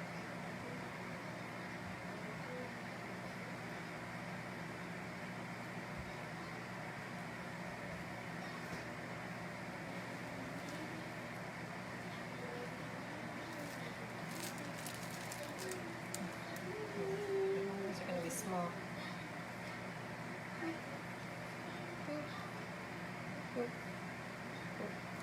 The danger of not having a template.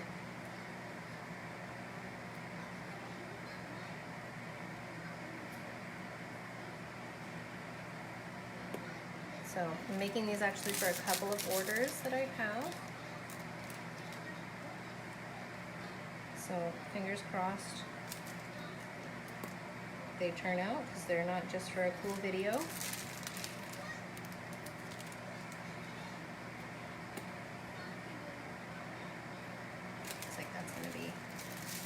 Probably my last one.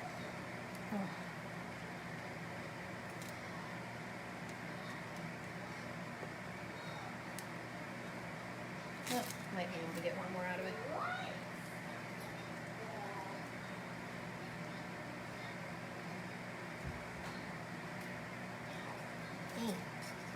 Waste not, want not, right? There we go.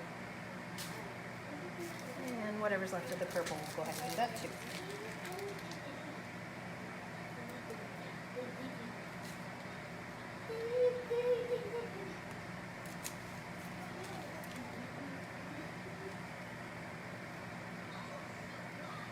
These ones are going to be wonky, but that's all right. They're going to be our test macarons.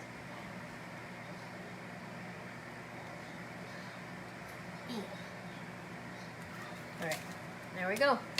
That's all of our batter. And then same deal as we did with the silicone. We're going to go ahead and wrap these. We're good. See, we still have a little bit of nipples on these guys, whereas we didn't on the other ones. It's because the batter is, the almond flour is absorbing the aquafaba and it's getting thicker. So.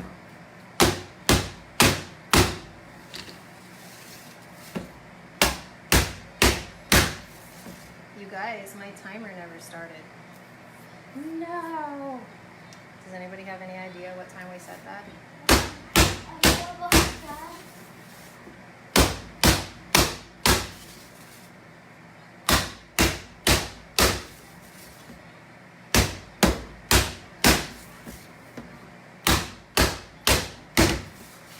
And you'll see as these set, the parchment paper is going to start to wrinkle up. It already is here as it absorbs the liquid, some of the liquid.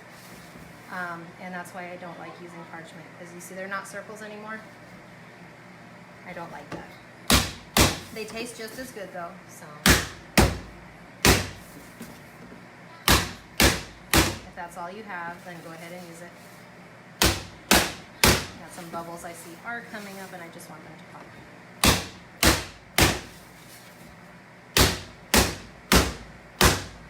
Come on, please.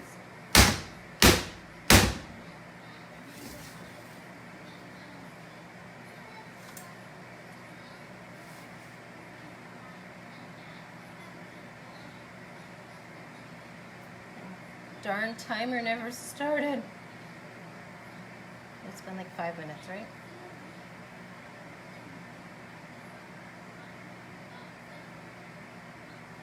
I didn't even look at the clock. Let me see. Y'all see any more bubbles? I think that's about it.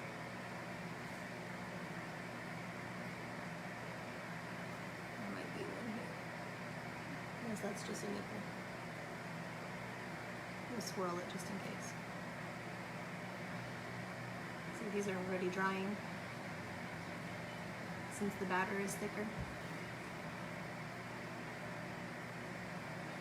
I already disturbed the skin on that one. So we'll do some micro needling to bring it back. Okay, let me check my knives.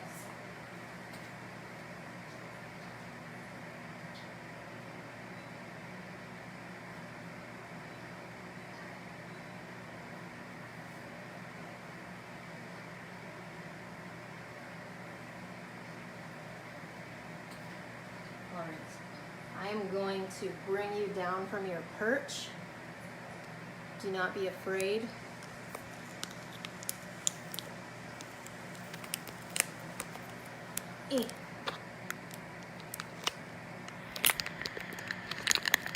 Unless it refuses.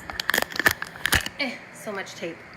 Okay, so you can join me in sitting outside of the oven and staring into its belly, waiting for the macarons. But the good news is, here we go. Here's my oven, guys. Oh, I can't turn my phone while recording. Sorry. They already have feet, you guys.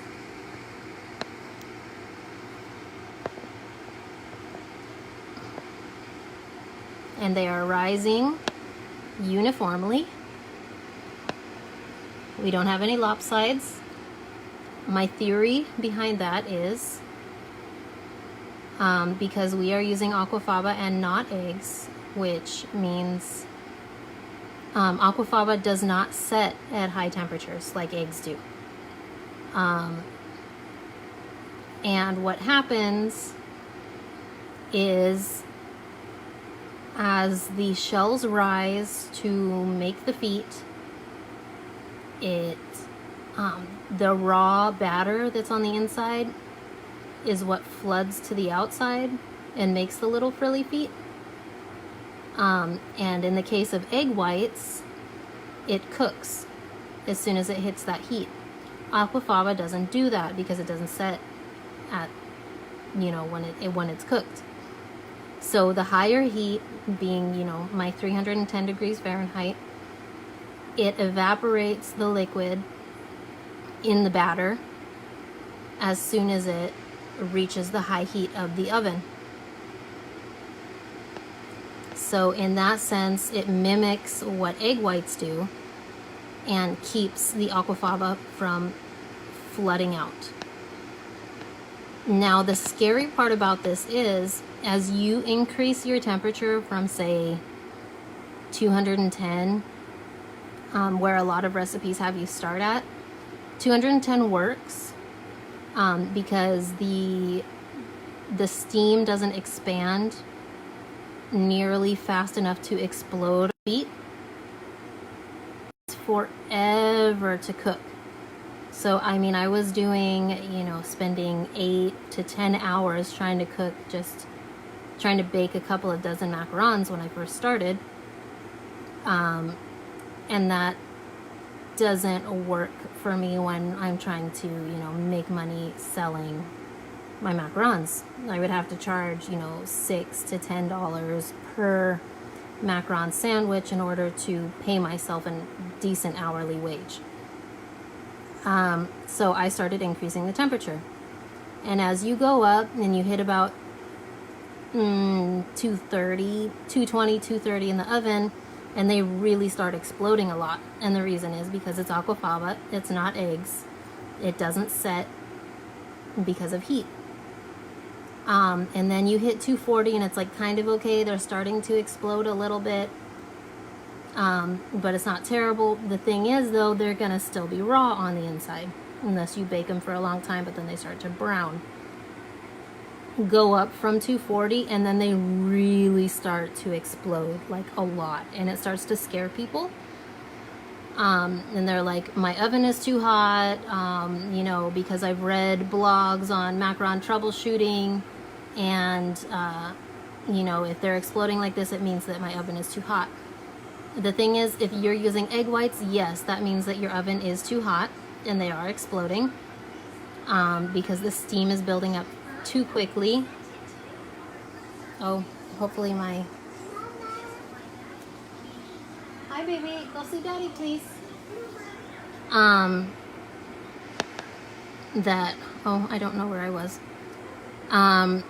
Yeah, so the egg whites, when you're using the egg whites and the heat expands too quickly, the steam builds up too quickly and they explode out the bottom when you're using the egg whites. But with aquafaba, you know, the same thing is happening. The steam builds up on the inside and they explode out the bottom, but increase the temperature, it gets worse, it gets worse, it gets worse until you hit about 300 degrees. Then what starts happening is the raw batter that's exploding out the bottom, the liquid in it evaporates and mimics the egg whites setting as it hits the heat.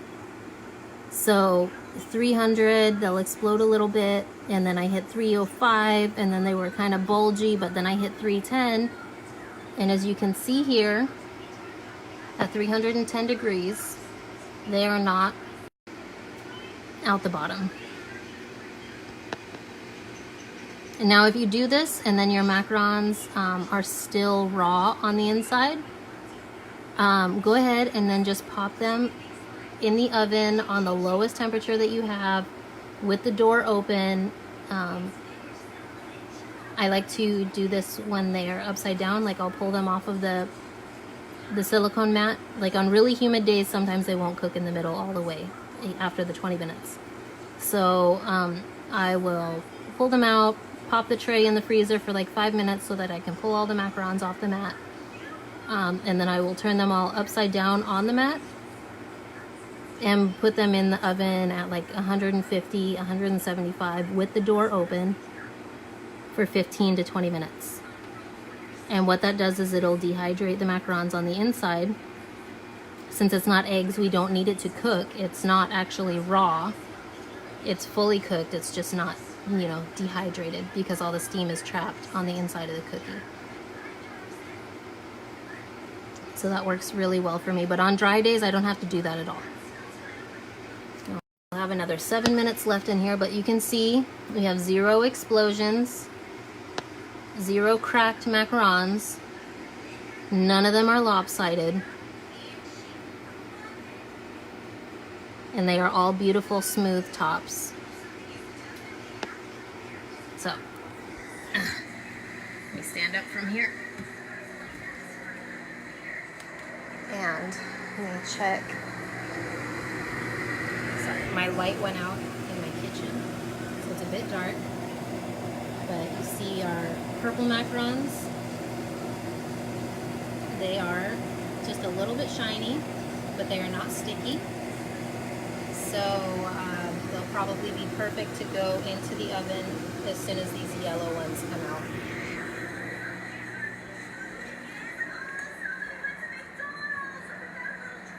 So,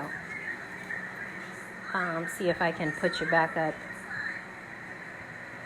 here again.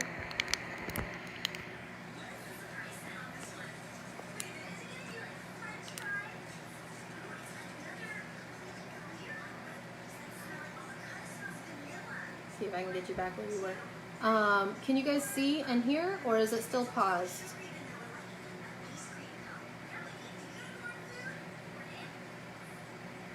If somebody could answer.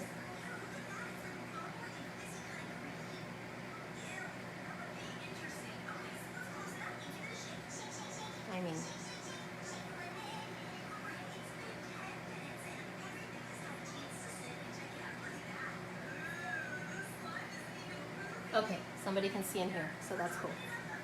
Did you see the macarons in the oven by any chance? Did it show any of that, or are we just like, did we skip over all the really exciting stuff? Because they look perfect in the oven right now.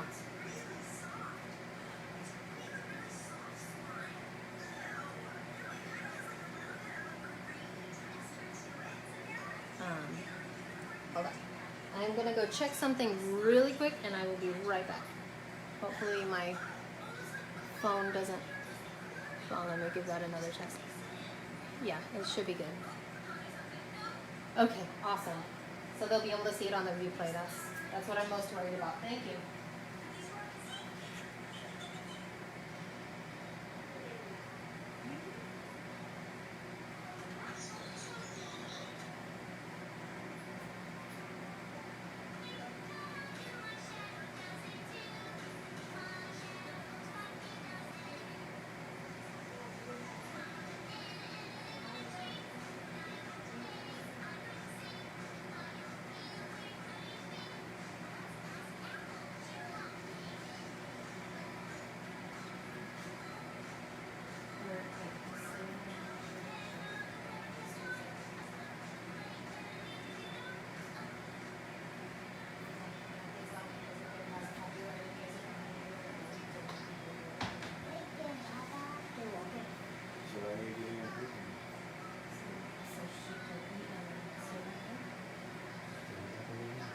Okay, so we have 4 minutes left on our yellow macarons.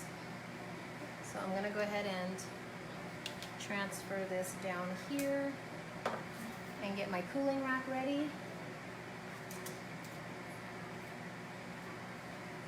And this stinking timer still says 20 minutes on it. So I'm gonna go ahead and just turn that off. I'm sure I did something wrong. Ooh, it has a stand. I never even noticed that. Cool. All right. And then go ahead and take my dirty dishes to the sink.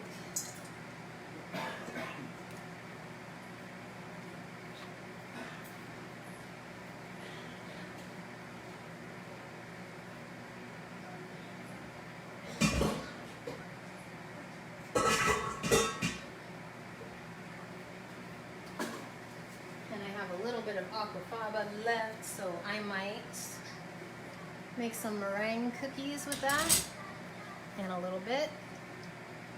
Yeah, I got a good amount, and since I don't make my meringues with reduced Aquafaba, I can add water to that to make it go a little bit further. I'll put that in the refrigerator until then.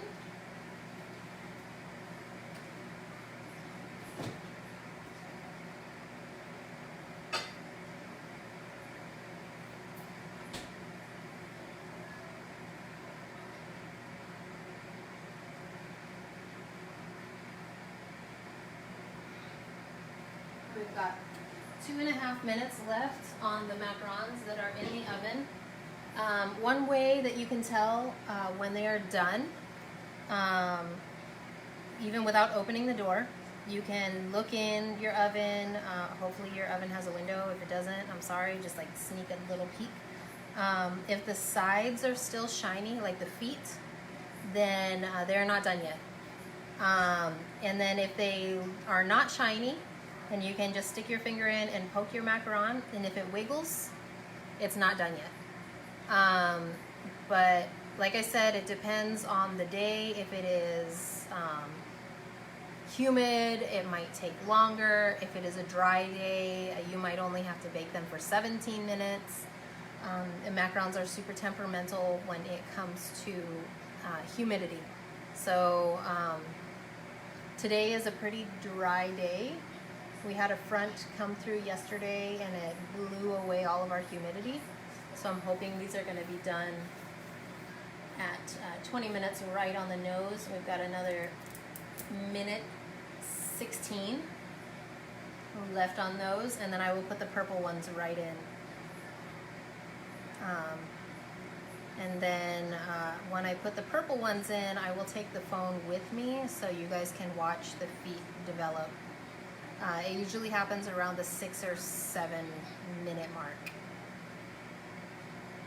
So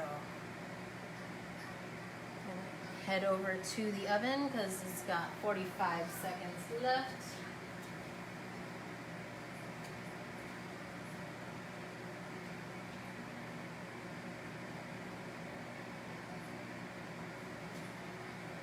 And actually, I can show you the purple ones before I put them in.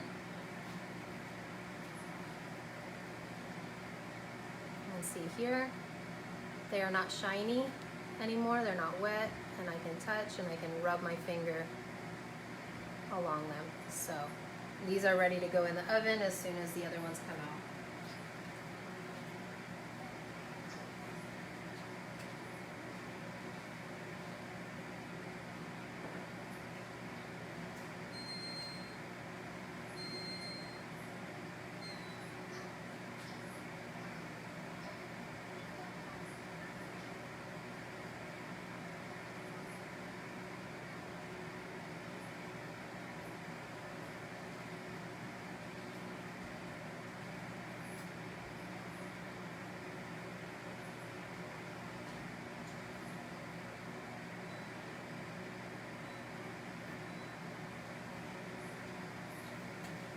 Okay, and actually those still wiggled a little bit when I pushed it, when I bumped it with my finger, so I'm gonna give them another 4 minutes.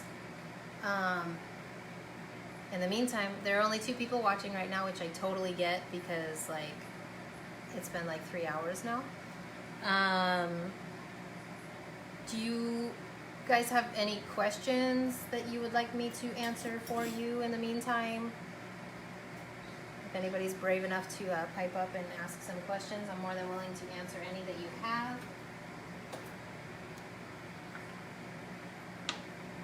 And I'm gonna get this over here too. This is some buttercream I've got.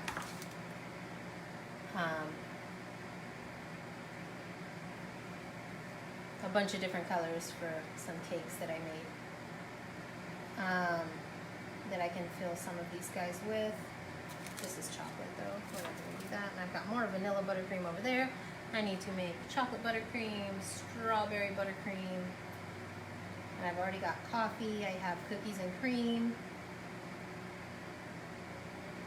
and I have my chocolate to drizzle over the top. So, got another 2 minutes and 30 seconds. Let me go check them again.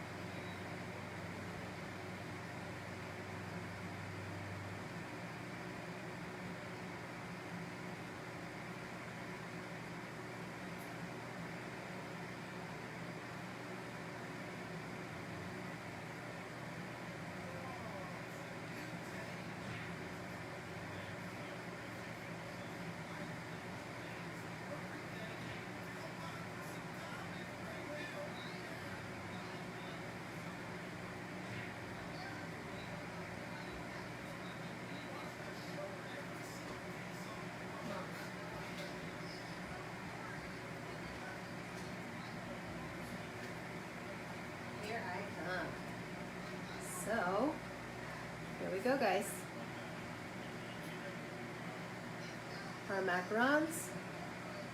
No lopsided ones, no broken, no cracked, none exploded. Set that right down there. And now we're going to hope for the same with our purple ones. Let me take you to the kitchen again. And hopefully I can do this with a phone in my hand. So, timer off. Open the oven. The purple macarons in.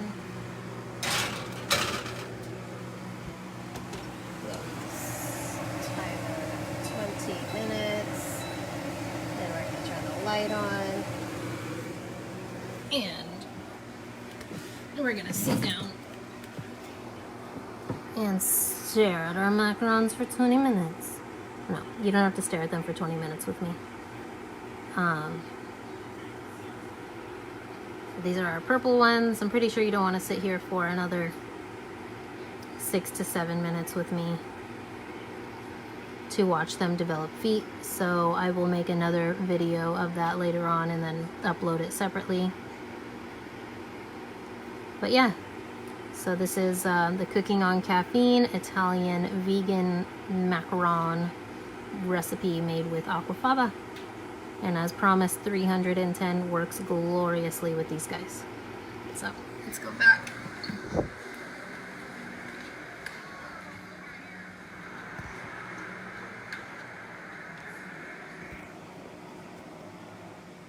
So you can see.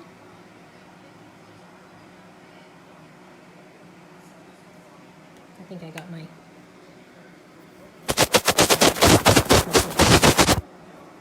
There we go.